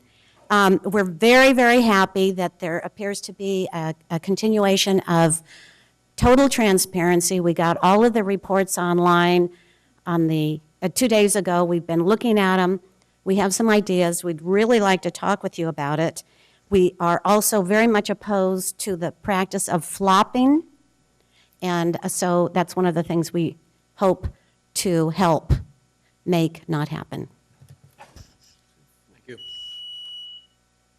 We had one more comment to come in from Maria Rodriguez. Good evening, President Ryan and Superintendent Aguilar and members of the board. My name is Maria Rodriguez, and I'm a parent in this school district. I have a junior at JFK and a graduate who's now at Sac State and will probably contribute to the Sacramento economy in a few years. I was here during the times when those tough cuts were made. Mr. Wu and Christina. Christina was not quite yet on the board, but she was advocating too. And my school wasn't going to be closed. My school was privileged. Matsuyama, it was not on the block. A lot of work was done, a lot of hours were spent, and I felt like all my efforts were for naught as the schools closed. I was particularly concerned about Washington, and I'm thrilled that Mr. Hansen's not here, but I'm thrilled that it's open again. So I pretty much vowed not to come back to this room anymore, because it was very demoralizing what had happened, and it was a different board. I'm here actually because I am a member of Pastor Chris Logan's church, the movement, and I support him. And so I pulled myself back, and I was going to sit in the back, and now I'm like, budget stuff. Anyway, what I want to say is this is a social justice issue. Sacramento is a really wonderful school district. I love every school my kids have been in. I love the teachers. I love the principals. And I commend you all. This is such a different school board than the one that I had to come and face before. This is a different superintendent. And I say, like what the first speaker said, there's something wrong with this funding model. There's something is, and if there's something that we can do to advocate, we need to do that at a higher level. And I just want to commend you all for the work that you're doing. I have so much more hope, and I will keep coming back to this room again. Thank you. With a really difficult conversation, I appreciate your inspiration and encouragement. Looks like we have a comment from Board Member Pritchett. Thank you, President Ryan. I have a lump in my throat and a sick feeling in my stomach right now. This conversation is disheartening. I have been on this board now for 6 years, and I know it's been 6 years, it's kind of a long time, but I actually was on this board during the times that we have seen mass layoffs, program cuts, and worst of all, school closures. In fact, it was meeting number 2 for me when school closures was introduced. A very tough time. After reading through all of these documents that we've received over the last months, including the disapproval letter from SCOE, there are good reasons why all of us in this room should be very worried. These changes hurt our students, period.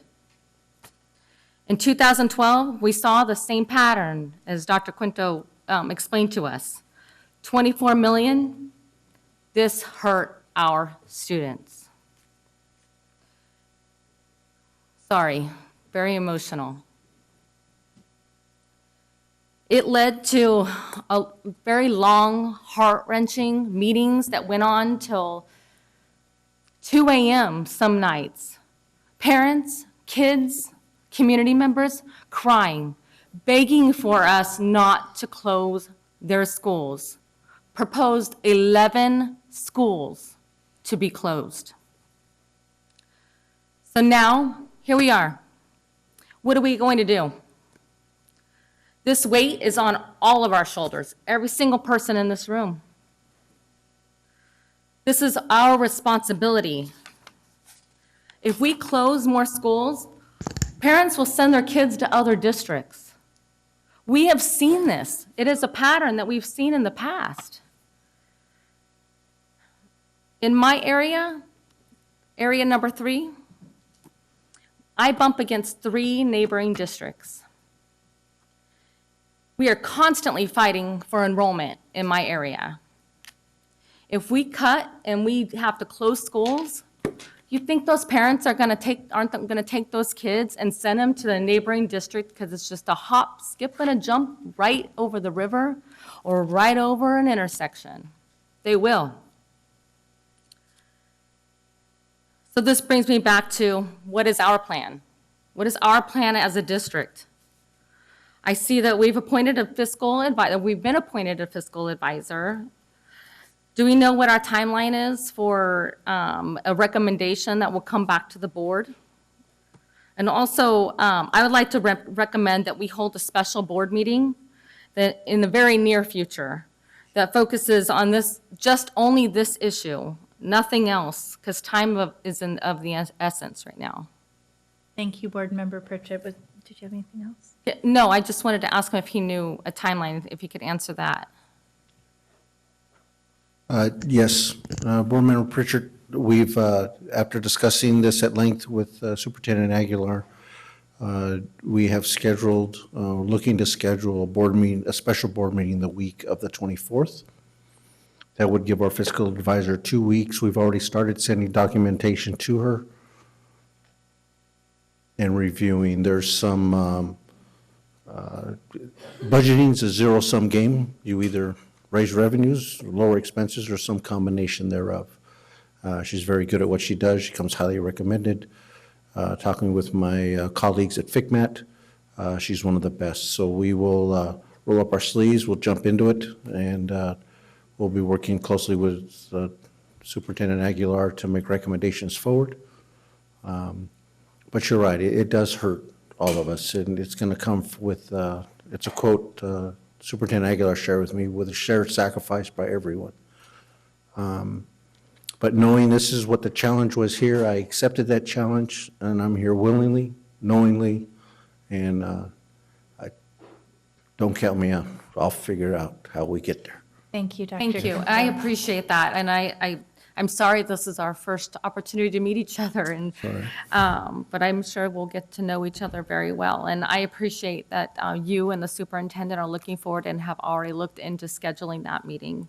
Thank you. And then the timeline, ma'am, is October 8th is the day we have to get back a board-adopted budget to the county for approval.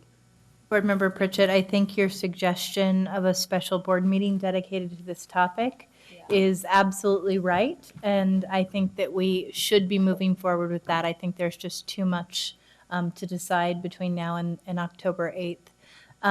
First Vice President Wu.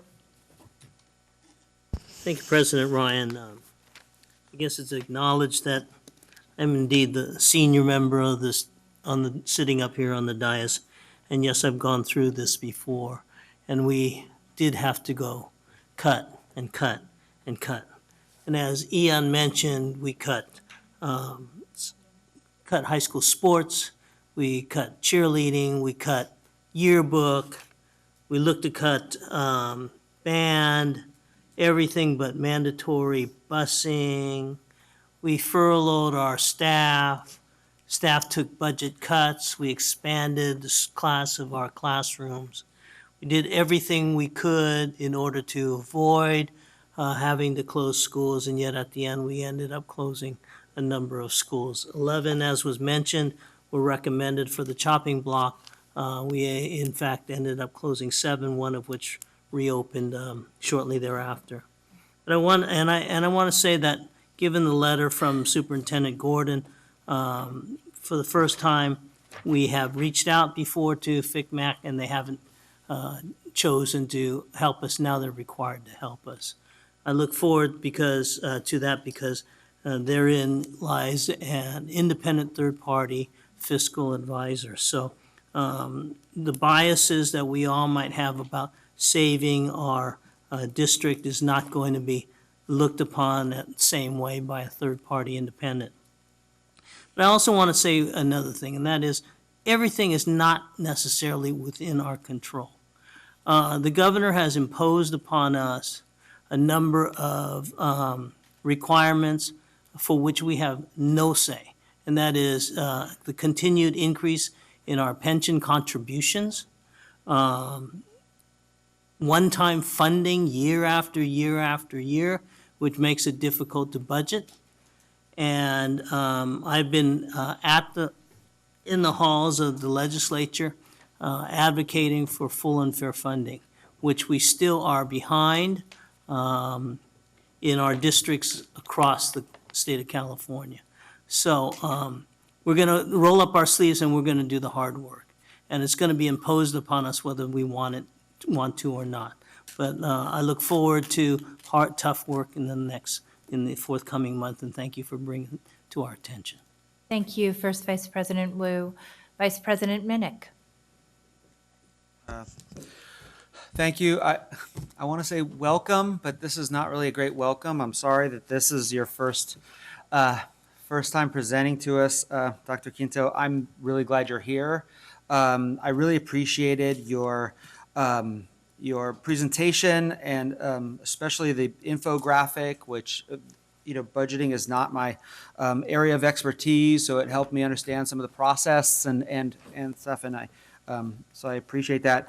I am, like I said, this is not my area of expertise, so I'm, imagining what $24 million in cuts even looks like, right? And I'm struggling with kind of some scary visuals in my head, and then I'm reading things. Here's Oakland Unified and Pasadena Unified that are looking at school closures. I was reading this article here about Denver Metro has a school that's adopted a 4-day school week to deal with cuts. I'm not advocating for either of these things, but it made me realize, just how serious and how impactful a lot of the decisions can be when we look at, what we're going to need to cut. A lot of us have talked, me included, about, the need for arts and music for all our kids. I would love to see that. I'd love to see more after-school programs run by the district, more field trips, more counselors, smaller class sizes. It's impossible for us to expand on the positive things that we want to do until we get our financial status in order, and that's really frustrating. And I know that we're going to have some really painful conversations over the next few weeks, and for a long time afterwards. You mentioned in your presentation, Dr. Quinto, that the part of our struggle is with our post-employment benefits and those costs. We need to address these high costs of health insurance, our commitment to our retired educators. We've made some commitments, and I would absolutely insist that we make good on our commitments, but we also have to acknowledge that those promises that this district has made has been part of the reason why we're in this situation. And so we need to think about those kind of promises that we make moving forward, so that we don't put ourselves back in this situation again. I mean, it's not just us, it's not just school districts. I was reading this article about a labor disagreement with the California Teachers Association and their staff, not their members, their staff. And part of their argument for some of their struggles is their unfunded liability of $105 million. So it's not just school districts that are dealing with this, it's labor organizations, it's businesses, but these are things that we need to be thinking about the long-term effects of those decisions that we're making. One of the things I think Mr. Pinkston's said, if we make these cuts, it's not an if, but the question is going to be, how do we make these cuts? And that's really the decision that we're going to have to make. Like you mentioned, and I think some other folks mentioned about how the budget shows our priorities, it shows our values. As we start cutting things, which we're inevitably going to have to do in order to make good on our commitment to the County Office of Education, those cuts and what we choose to do is going to be based on our values and what we prioritize. And unfortunately, we want to prioritize everything, but if you prioritize everything, you prioritize nothing. And so I feel like I'm hopeful that we can come out of this in a way that's positive, that we make the right decisions and look at what our long-term changes are and how we budget. I think I appreciate Ms. Sweat's point about budgeting differently. I think that's important to look at. The status quo is not serving us well.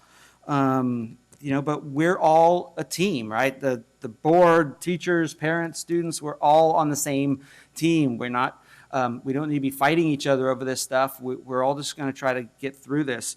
We just have to be realistic about the decisions that we make. We need to make those decisions not based on the world that we wish we lived in, but in the world that's in front of us right now, unfortunately.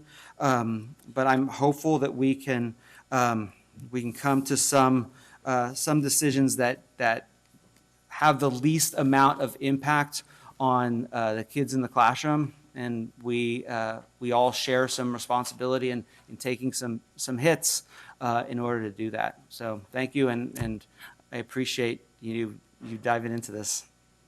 It's chosen for me, sir. I want to be here and support Superintendent Aguilar and yourselves. Just to comment on a couple of things you said. When you talked about the PowerPoint and some of the information, I don't like to take credit for if I don't do things. I work through people, and I'm a coach by trade. So I want to thank Alex and Gloria for their great work. They helped us put that together. So that's their work that you're seeing there. $24 million, what does that look like? Just some quick back of the napkin numbers for you. You'd have to lay off 10% of your teachers. So that's what that looks like, sir. And where would they be? Where does that come from? It would be laying off a third of our classified folks. So just to get your hands around, what does that mean? It's 2% of our state required reserve. Well, 2 times. So we're supposed to save $10.7 million. So it's about twice that. So just to give you just an idea of the mass. And that's just to get to the bare minimum that we need Right. to be accepted by Scully. That gets us to the reserve. It doesn't, if I, probably being a little bit forward, I haven't really discussed, but that doesn't talk about our cash management plan. That doesn't talk about how we put the train back on the rails and make it sustainable for years so that we learn from this lesson. I'm even, will go so far today as to let you know that we really don't have a board policy that ensures our fiscal sustainability. So one of the things Superintendent and I have been talking about is putting into places, you know, John, we can't let this happen again to our students. And so what do we need to do there? So one of the things we talked about was driving it with policy. Putting into policy something that lets us learn from the mistakes of 2011 today so that, you know, when that's how we promote democracy and move forward. We talked about that a little about my class. It's putting in the bureaucracy that keeps us from derailing again in the future. Dr. Quinto, can I ask you, I mean, Cecile alluded to the gravity of the situation, having been a chief business officer in another school district for the bulk of her career. You have occupied similar positions. How unusual is it to receive a disapproved budget from the County Office of Education? I have seen letters of concern. I have never outright had a budget rejected. And so I'd like you to speak to that. I've been, 18 years in the private sector, ma'am, and 18 years in the public sector. We went through the 2007-8 economic downturn. I was at Fresno Unified, major cutbacks. We were on the verge of state takeover. But even then, I don't believe we got a disapproval. I know they're given, but not very frequently. And I would have to research across the state as to the number, but typically you get a positive certification, a qualified, and a negative certification before you even get here. But the choices, let me rephrase that. As the values were put on the page, and as a fiscal person read it, the multi-year showed us not meeting that reserve. And typically, sister districts, we guard that reserve, and we don't let anything touch that.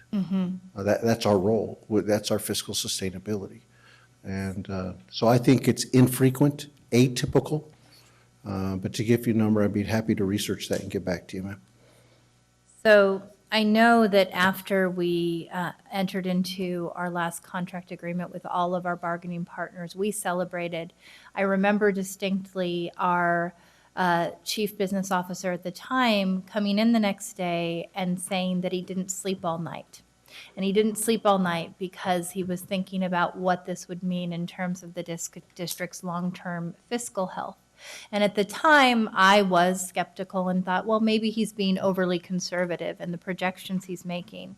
But when I'm looking at the Sacramento County Office of Education, which has been really charged with ensuring we don't find ourselves in this fiscal predicament, stating in their disapproved budget that while revenues have remained stable, unrestricted expenditures in 2018-19 and 2019-20 have increased significantly, leading to a structural deficit problem. So let's say we don't come up with $24 million in cuts by October 8th. What happens?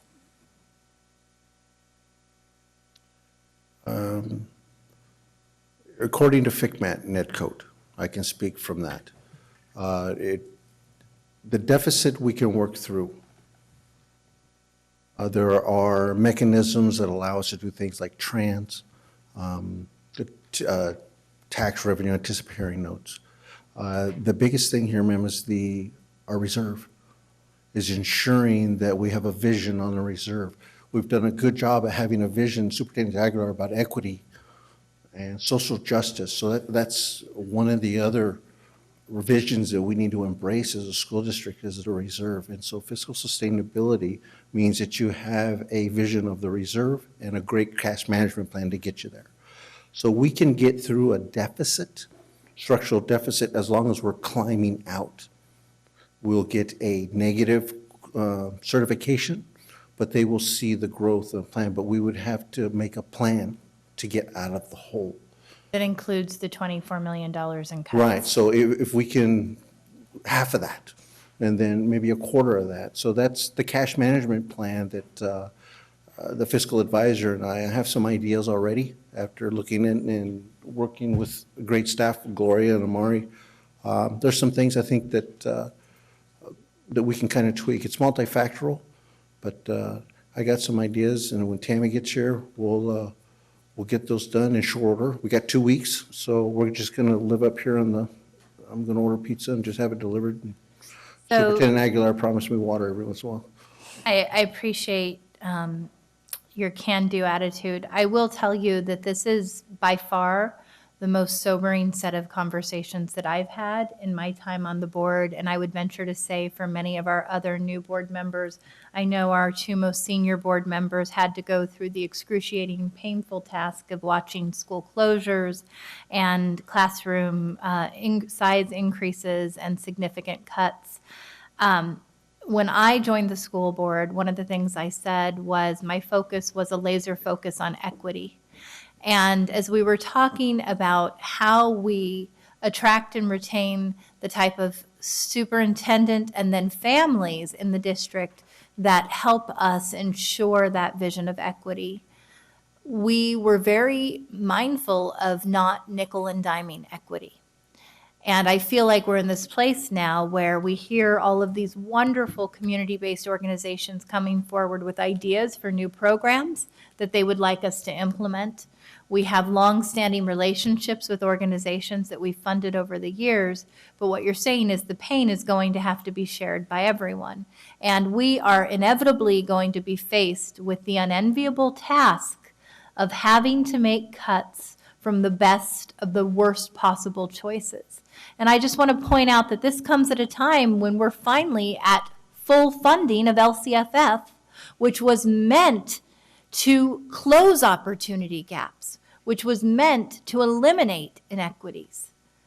I am very concerned, and I'm very concerned because I see the $24 million in cuts as being the reality, and I also know that the cumulative impact of those cuts on our students who are most vulnerable will be felt for decades to come. And I hope as I see some of our community members who are still here, others left, the budget is not interesting to community members often in the same way that focusing on African American achievement is, or focusing on how we're delivering core student supports. But the budget is where we get to actually seeing all of the other work into fruition. We cannot do this alone. We are going to need all of our community partners at the table as thought partners, not only in saying, here's how we minimize the impact of difficult cuts on our students and in our classrooms, but sharing that burden and coming up with creative ideas. And so that's a charge that I issue to you. At the same time, I know we will be working with SCOE, with FCMAT, and others to do a deep audit. Efficiencies alone will not get us to $24 million.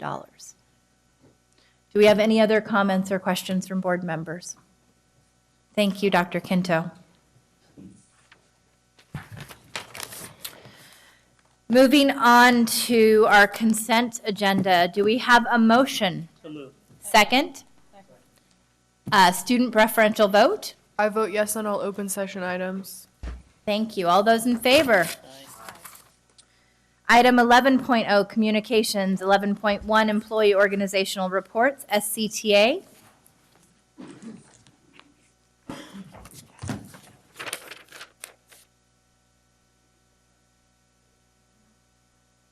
We did do consent. Did we have public comment on the consent agenda? Oh, I'm sorry. We have one public comment on the consent agenda. Sorry, David, we'll call you back up in 1 second. We have We're multiple quick enough on the comments draw. on the consent agenda. On 10.1A, we have Rich Baranowski, Charles Rosemeyer, and Gabriel Simeon. And on 10.1C, we have Karen Sweat, Dave Ross, and Bob Hammis for Making Sense Work. Thank you very much. Thank you for your patience. And thank you for being here so late on a school night. I really appreciate it. Welcome. I'm glad for the opportunity to speak. Thank you, President Ryan, Superintendent Aguilar, and board members. My name is Charles Rosemeyer, and I've I've been a proud teacher at American Legion High School in Oak Park for the last several years. This is my 4th year as assistant principal there. I'd like to voice my encouragement for the approval of the combination gymnasium and culinary center at American Legion High School. Pardon me. Currently, our school does not have a gymnasium, and the culinary class is taught in a regular-sized classroom with a very small kitchen. Please consider the challenges of teaching a typical class of 25 to 35 students physical education without the benefit of a gym. Imagine teaching 15 to 20 students the fundamental culinary skills using just 2 residential stoves and a very limited space. The addition of a new facility would greatly improve the teacher's abilities to teach, the students' opportunity to learn, and perhaps most importantly, it would also serve to show our students that the Sacramento City Unified School District values their educational goals and their educational experience. Thank you very much. Thank you so much. Good evening. Good evening. My name is Rich Baranowski. I'm the principal of American Legion. This is Gabriel Simeon. He's our attendance and dropout coordinator. We just wanted to thank you for using Measure Q core academic bond funds to approve the building for us this evening. It's going to be a big benefit to our students, and it's going to let us do a lot of culinary program, carpentry program, and give us an indoor space for athletics. We wanted to thank you. Thank you, Richard. President Ryan, Superintendent, the rest of the board. I just wanted to speak to, for the students' voice, these are some of the sentiment that they gave to come to my office and told me. Like other staff, when it's winter time and it's raining outside, our students are still doing PE outside in the rain, in the conditions where we serve communities that the resources are not there. And we do peace walks in our kids' neighborhoods, and we see where they come from. And we see the lack of resources they have at home. And like myself, Rich Ranowski, and the rest of the staff, we've depleted our closets of coats because we're warm in our coats and our gloves.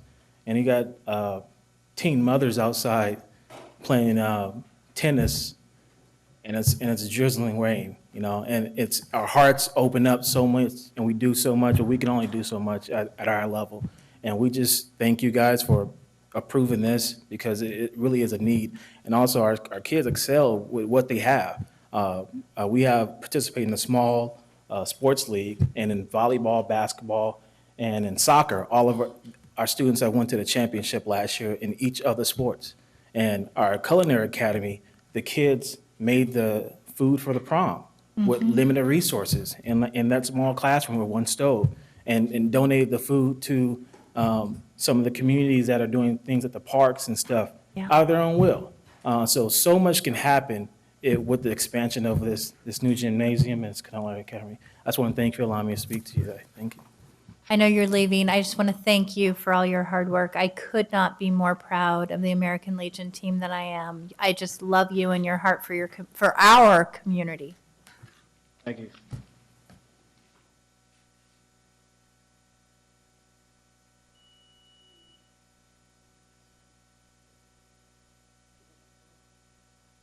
Karen Sweat, Making Sense Work. 10.1C is the unaudited actuals. And they're right there, hiding in plain sight. They're on the consent agenda. Think about this. We're talking about monitoring revenues and expenditures, and the unaudited actuals have not been looked at by anyone.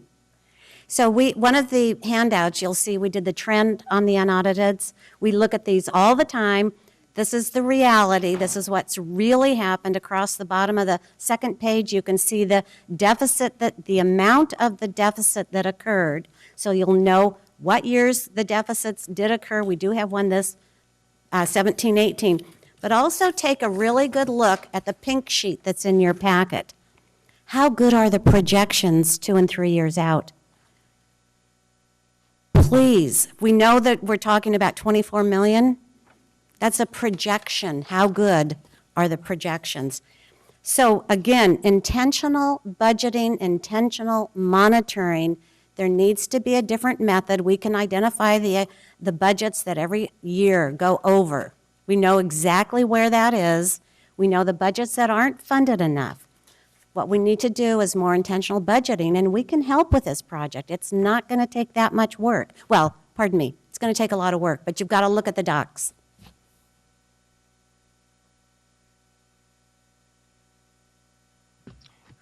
Good evening, Superintendent Aguilar and the board members. I'm Bob Hamas also with Making Sense Work.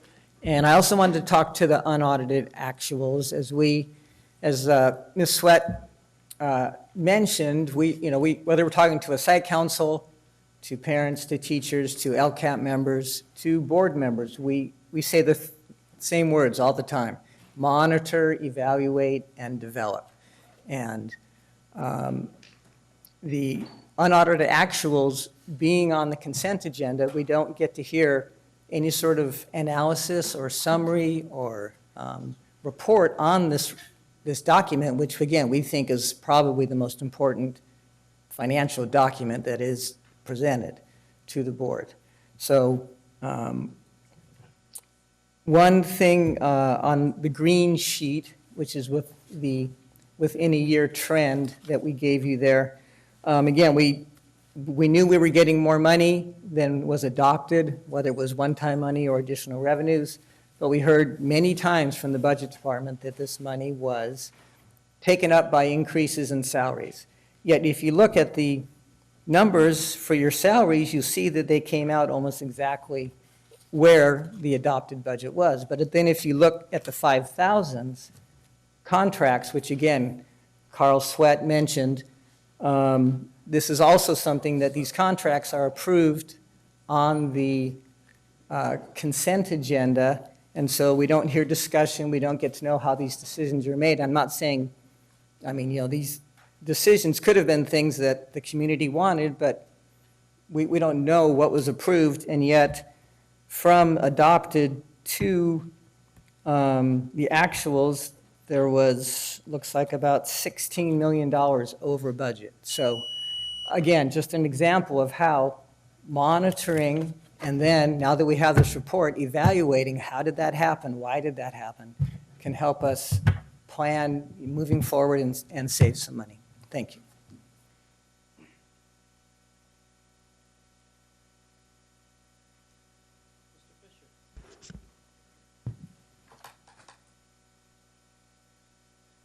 Good evening, David Fisher, President of the Sacramento City Teachers Association. Before I give my prepared remarks, just a quick comment. So, it's not about me or Nikki or any of us, but our contract does say that we're supposed to be in like the first three items, and we could take about 15 minutes, which we never would do. But I'm just saying that because I'm going to need another minute or two, and instead of coming up in each item, I want to respond to some of the things. Before I begin my prepared remarks, just want to let everyone know that we are sponsoring our own implicit bias training on the 26th of September, and we've had a long history of trying to partner with the district around restorative justice and restorative practices, but we're excited that we're going to have our own training on the 26th. And then just a comment on the school climate, and I didn't hear it mentioned earlier, is we're the union and district that founded Parent-Teacher Home Visits, which is a relational, that most of you know about the relational home visits. Big deal nationwide and everything. I didn't hear it mentioned. We're having a training again on that on the 21st, and I think that's something the district should continue to support, not just the resources, but when you have time to talk about it, because that is another way to help that relationship building in the classroom. And before I get in my prepared remarks, a little context. So I appreciate the Making Sense work. So a little interesting, I pulled up the budget you adopted that was sent to SCOE, July 2018. It shows this year, 2018-19, $35 million in reserves, and then $21 million in 1920 and $21 million in 2021. And yet SCOE is claiming that they're going to be $40 million in the hole in 2021. What happened to the $60 million in the last 2 months? And you guys need to remember how, it's partly because of the structure, how far out you have to plan, but also in the last 5 or 6 years, and we've presented time and time again, how the projections have been really, really incorrect, and sometimes decisions are made, including my school was closed, and my own daughter was in, and it turns out that like the year, we didn't need to. The revenues came in and we lost money because of that decision. We did an analysis and many students never came. So it's in that context, I'm going to do some of my prepared remarks. So on the beginning of the school year, as we all usually are, your kids, the teachers, everybody is super excited in anticipation for the new school year. It was with that optimism that we jointly welcomed 119 new teachers in August to our district. We appreciate Tiffany Smith-Simmons, whose leadership and collaboration was crucial in the success of the August 21st NTO. It's with that contrast that we were disappointed greatly in the apparent backtracking on the salary schedule that was agreed to. Last November, we saw a path moving forward in a positive direction following the settlement of our contract. It appears the district is trying to backtrack on the union proposed salary schedule. Put that in quotes because that's what it says in writing. The superintendent agreed to that. The board ratified. Shortly after the agreement was signed, before the board voted on the agreement, the superintendent requested a narrative that explained the new salary schedule with several examples of how improvements would impact the parts of the salary schedule where we were losing teachers the most. We prepared that document, and we understand that you received it in closed session. For more than 8 months, our narrative and our interpretation went unchallenged until it came time to actually implement the agreement. So it appears now that we might have to spend several months in a potentially very adversarial arbitration process simply to get the district to honor its agreements. Now, we remain open to exploring ways with the district to implement the agreed upon union proposed salary structure, but we expect the district to honor its agreements. So already spoke about the budget. We read the superintendent's op-ed with interest. I already talked about some of our issues with budgeting and how we make decisions sometimes based on these long-term projections that turn out to be wildly off. I had in my prepared remarks, we had under projected revenues and over projected expenses. So you end up with a $98 million in reserve just a few months, 18 months ago. And then in the last 2 months, something happened between the $21 million in reserve that's projected and SCOE saying we're going to be $40 million in the hole in this letter, by the way, which there's not any backup information on any of this stuff. Some data-driven facts that I think is important. Among the 23 districts in the state that have an ADA of 30,000 students or more, Sac City spends an average of 16% less per pupil on certificated staff salaries, but 4.3% more on administrators' pay. Sac City ranks 22nd out of 23rd in total outgo spent on certificated staff salaries. From 14-15 to 17-18, we've shared this documentation before, the district has increased the number of administrators by 42%, from 190 to 269. Last year, the number of administrators increased by another 7%. We've offered to work with the district and remain willing to do so to look at ways to reduce the district's healthcare costs, improve the delivery of special education, streamline administrative operations in order to put resources where they need to be most in the classroom. In those instances when the district has truly embraced working cooperatively with teachers, we've made great progress, including adopting a new ELA/ELD curriculum, eliminating unnecessary testing, and more recently, recruiting the certificated staff to reflect the diversity of the district that I spoke about earlier. We hope we're able to have more examples of this progress, but we must insist that the district honor its agreements. Thank you. Thank you, Mr. Fisher. Do we have anyone from SEIU? TCS, Teamsters, UP? No? At this time, we'll take 11.2 District Parent Advisory Committees. Community Advisory Committee, District English Learner Advisory Committee, Local Control Accountability Plan Parent Advisory Committee. None? Item 11.3, Superintendent's Report. Thank you, President Ryan, and good evening to everyone that is still here in the audience. I was really excited and want to thank all of our staff for their presentation on the opening of schools of this academic year. I had the privilege, along with all of our staff, to visit a number of schools over the past week, but in particular on the first day of school and the second day of school. And I want to thank the board for also sharing in that commitment to celebrate the opening of our schools.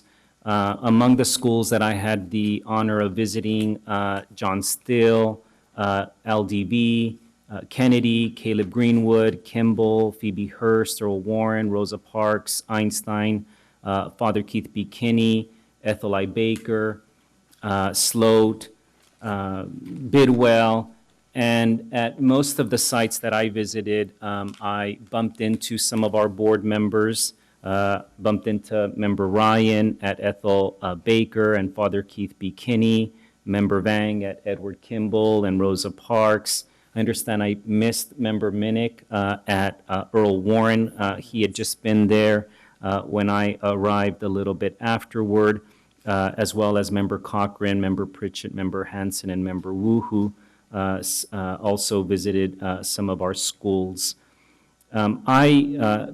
First, as a parent of 4 students in Sac City, felt a great deal of excitement and joy last week, contrasted to some of the feelings this evening, which weigh heavily on my mind.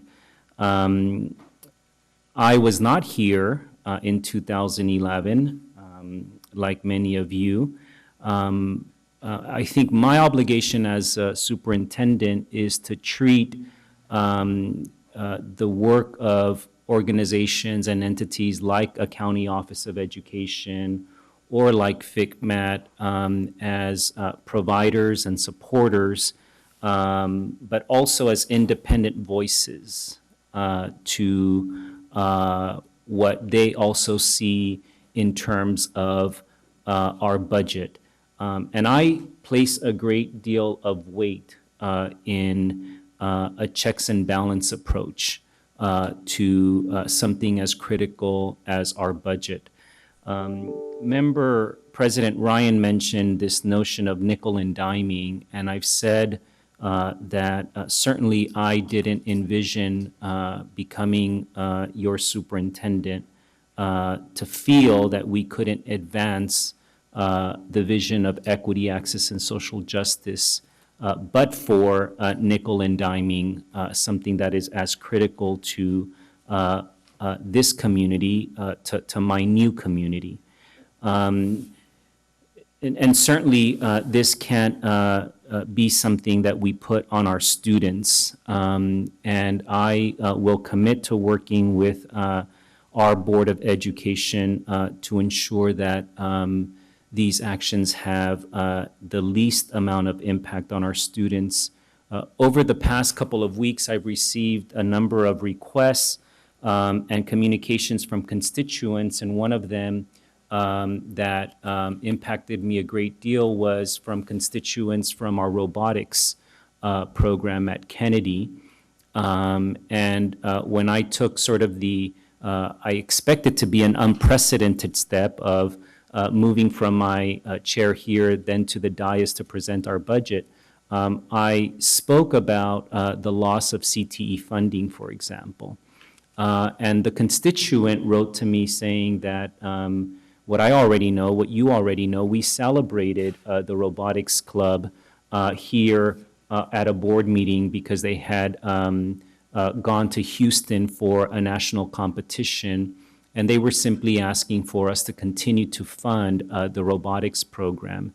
Well, those are the kinds of difficult decisions that we're going to have to figure out when we lose grants and we don't have the resources. How do we continue to provide those opportunities to our students? I understand that my number one priority and this Board of Education's priority is to serve our students. And that is why I hope that we will come together and collaborate, understanding that in the word collaborate is labor, which means that we have to work together. And I hope that those of us who want to make sure that anything we do doesn't touch our students will come together in that spirit of solidarity.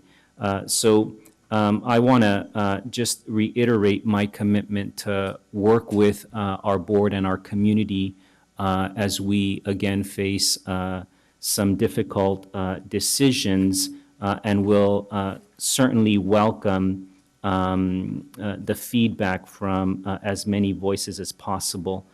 We will be releasing tomorrow a web page in our website, which I encourage the public to access, where you can sign up for updates, and you can access resources that we shared today as well. And I hope that you will do that. So let's keep in mind why we're here, which is our students, and we owe it to them to remain committed and steadfast. Thank you, President Ryan. Thank you, Superintendent Aguilar. Item 11.4, the President's Report. I am going to try and be brief since the hour is late. Last Tuesday marked the 55th anniversary of the Martin Luther King Jr.'s March on Washington for Jobs and Freedom. Coincidentally, it also was the evening of our joint meeting with the City Council, where we unveiled our effort around developing a Sacramento College Promise. And once again, I want to thank the staff for all of the energy that they put into making that happen, and my board colleagues for helping that vision come to fruition. The joint meeting opened with Burbank students who outlined the need for post-secondary education and job training, in addition to basic human needs around access to health and healing. Unfortunately, we know all too well that there are stark parallels today between racism and equity that we saw back during the Martin Luther King Jr. March and what we're seeing right now in our own backyard. This is why I remain dedicated to the work that the district has recently announced around creating the African American Achievement Initiative, a small piece in furthering our efforts to address the crisis. The policy work around discipline that I'm doing with Board Member Vang, a future creation of a Student Bill of Rights, which we are working on with several student-serving organizations, and other related areas in addition to the development of a College Promise program. I know that our Black community must be a critical part of all of the discussions that will help form the basis of the Sacramento Promise. Their ability to access and succeed in post-secondary education is tantamount to lifetime success, and they will be at the forefront of much of the work. I also would like to announce an effort that I'm personally undertaking this fall to plan a series of barbershop talks throughout the district. This is an idea that came up in partnership with community members with an intention to better understand the struggles, hopes, and dreams of disenfranchised members of the Black community in order to better understand how I can leverage my platform as a white female of privilege and mother of Black children. I'll be sharing more details on the barbershop talks as I work with various community-based organizations throughout the community to anchor these dialogues. And I'm hoping to continue to solicit input from many of the individuals who participated in tonight's board meeting. Item 11.5, Student Member Report. I know that in the past, the student report has been fast, and trust me, I'm really tired. I'm a rare breed of student. I go to bed at like 8, so this is way past my bedtime, so I will keep it faster than I normally would have. School has started smoothly. Most students are just getting into the hang of the school year, truly being in session. After 2 board meetings, I noticed a lot of the same organizations being mentioned and similar ideas being brought up. Within the last 2 weeks, I reached out to several organizations asking if they had any suggestions as to what I can do to make myself more accessible to the students of our district. Within just 3 hours, I had heard back from multiple sources. I was beyond impressed with the true agency behind their words and the gratitude they expressed for the work done by our district and this board in the past. That being said, it was also very clear that there is much to be done. There are so many things we can improve. One response I received included an idea that resonated with me, which was that I should have a suggestion box somewhere accessible for students to be able to reach me with comments, concerns, questions, or gratitudes that they want to have mentioned at board meetings, student advisory council meetings, or youth council meetings. I love this idea, and I've reached out to every counselor and vice principal at all the high school and middle school campuses in our district, asking if they would like to have a suggestion box delivered to their campus. This week, I will be delivering my first round of boxes to Rosa Parks Middle School, West Campus High School, Sutter Middle School, Sam Brannan Middle School, Kit Carson International Academy, George Washington Carver High School, and Arthur A. Benjamin Health Professions High School. I will be checking them relatively regularly, which will hopefully give me the opportunity to be more active on all the campuses within our district and not just my own. Student Advisory Council had our first meeting yesterday. All members except 2 were there. We threw out suggestions as to the initiatives and policy changes we would like to see. We talked a lot about commitment and making sure that whatever we focus on and follow through with this year is actually acted upon, not only by SAC, but also by the district, and that it actually makes a difference in the district as a whole so that we set an example of what a student voice being heard and accepted looks like in terms of policy action and implementation. We also talked about school climate and the importance of safety and comfort on school campuses. I can almost guarantee you that you will be hearing more about that from me and the Student Advisory Council as the year progresses, as you heard earlier. One of our goals this year is to be more involved in areas outside just the policy initiative that we take on and the things that are assigned to us by the district, for example, being involved in the LCAP process. We want to be sure that the student's perspective is not only brought up and heard by the district, but acknowledged, respected, and used to invoke change within our district, not just in areas that SAC brings up, but in all areas of district policy that affect students, which should be at least a majority of them.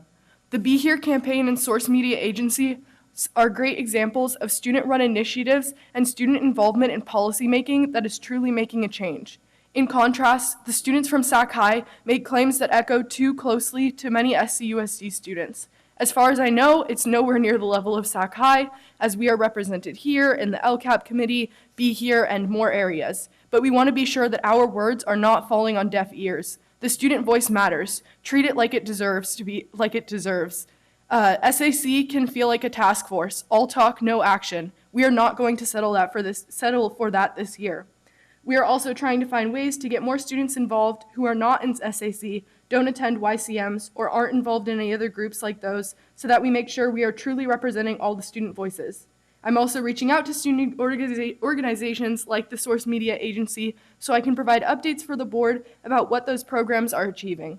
It is my plan in the future to end the student update with a note, suggestion, comment, concern, or gratitude from a suggestion box. Because they haven't all been delivered yet, I will just end it here.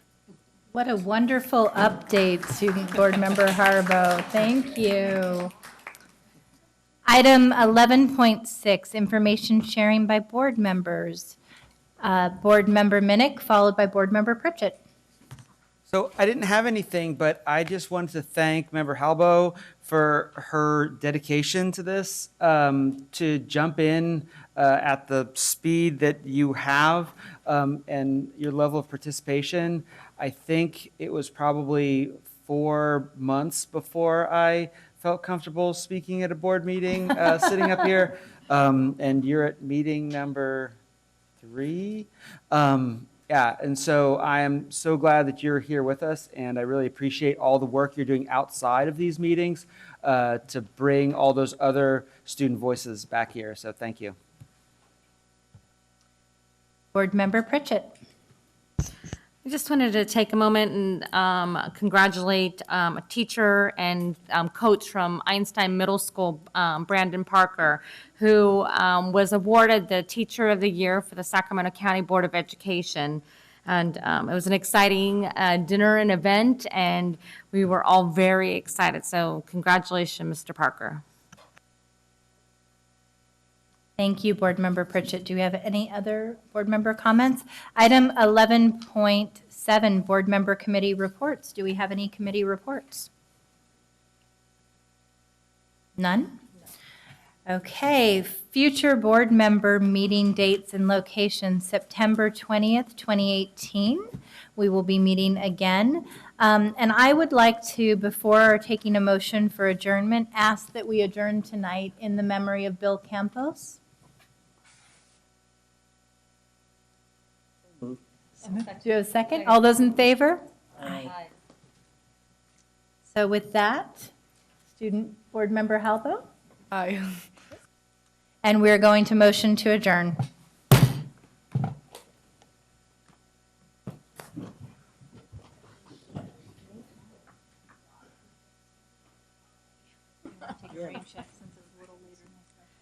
Okay. That's what I was going to ask you. Open this way.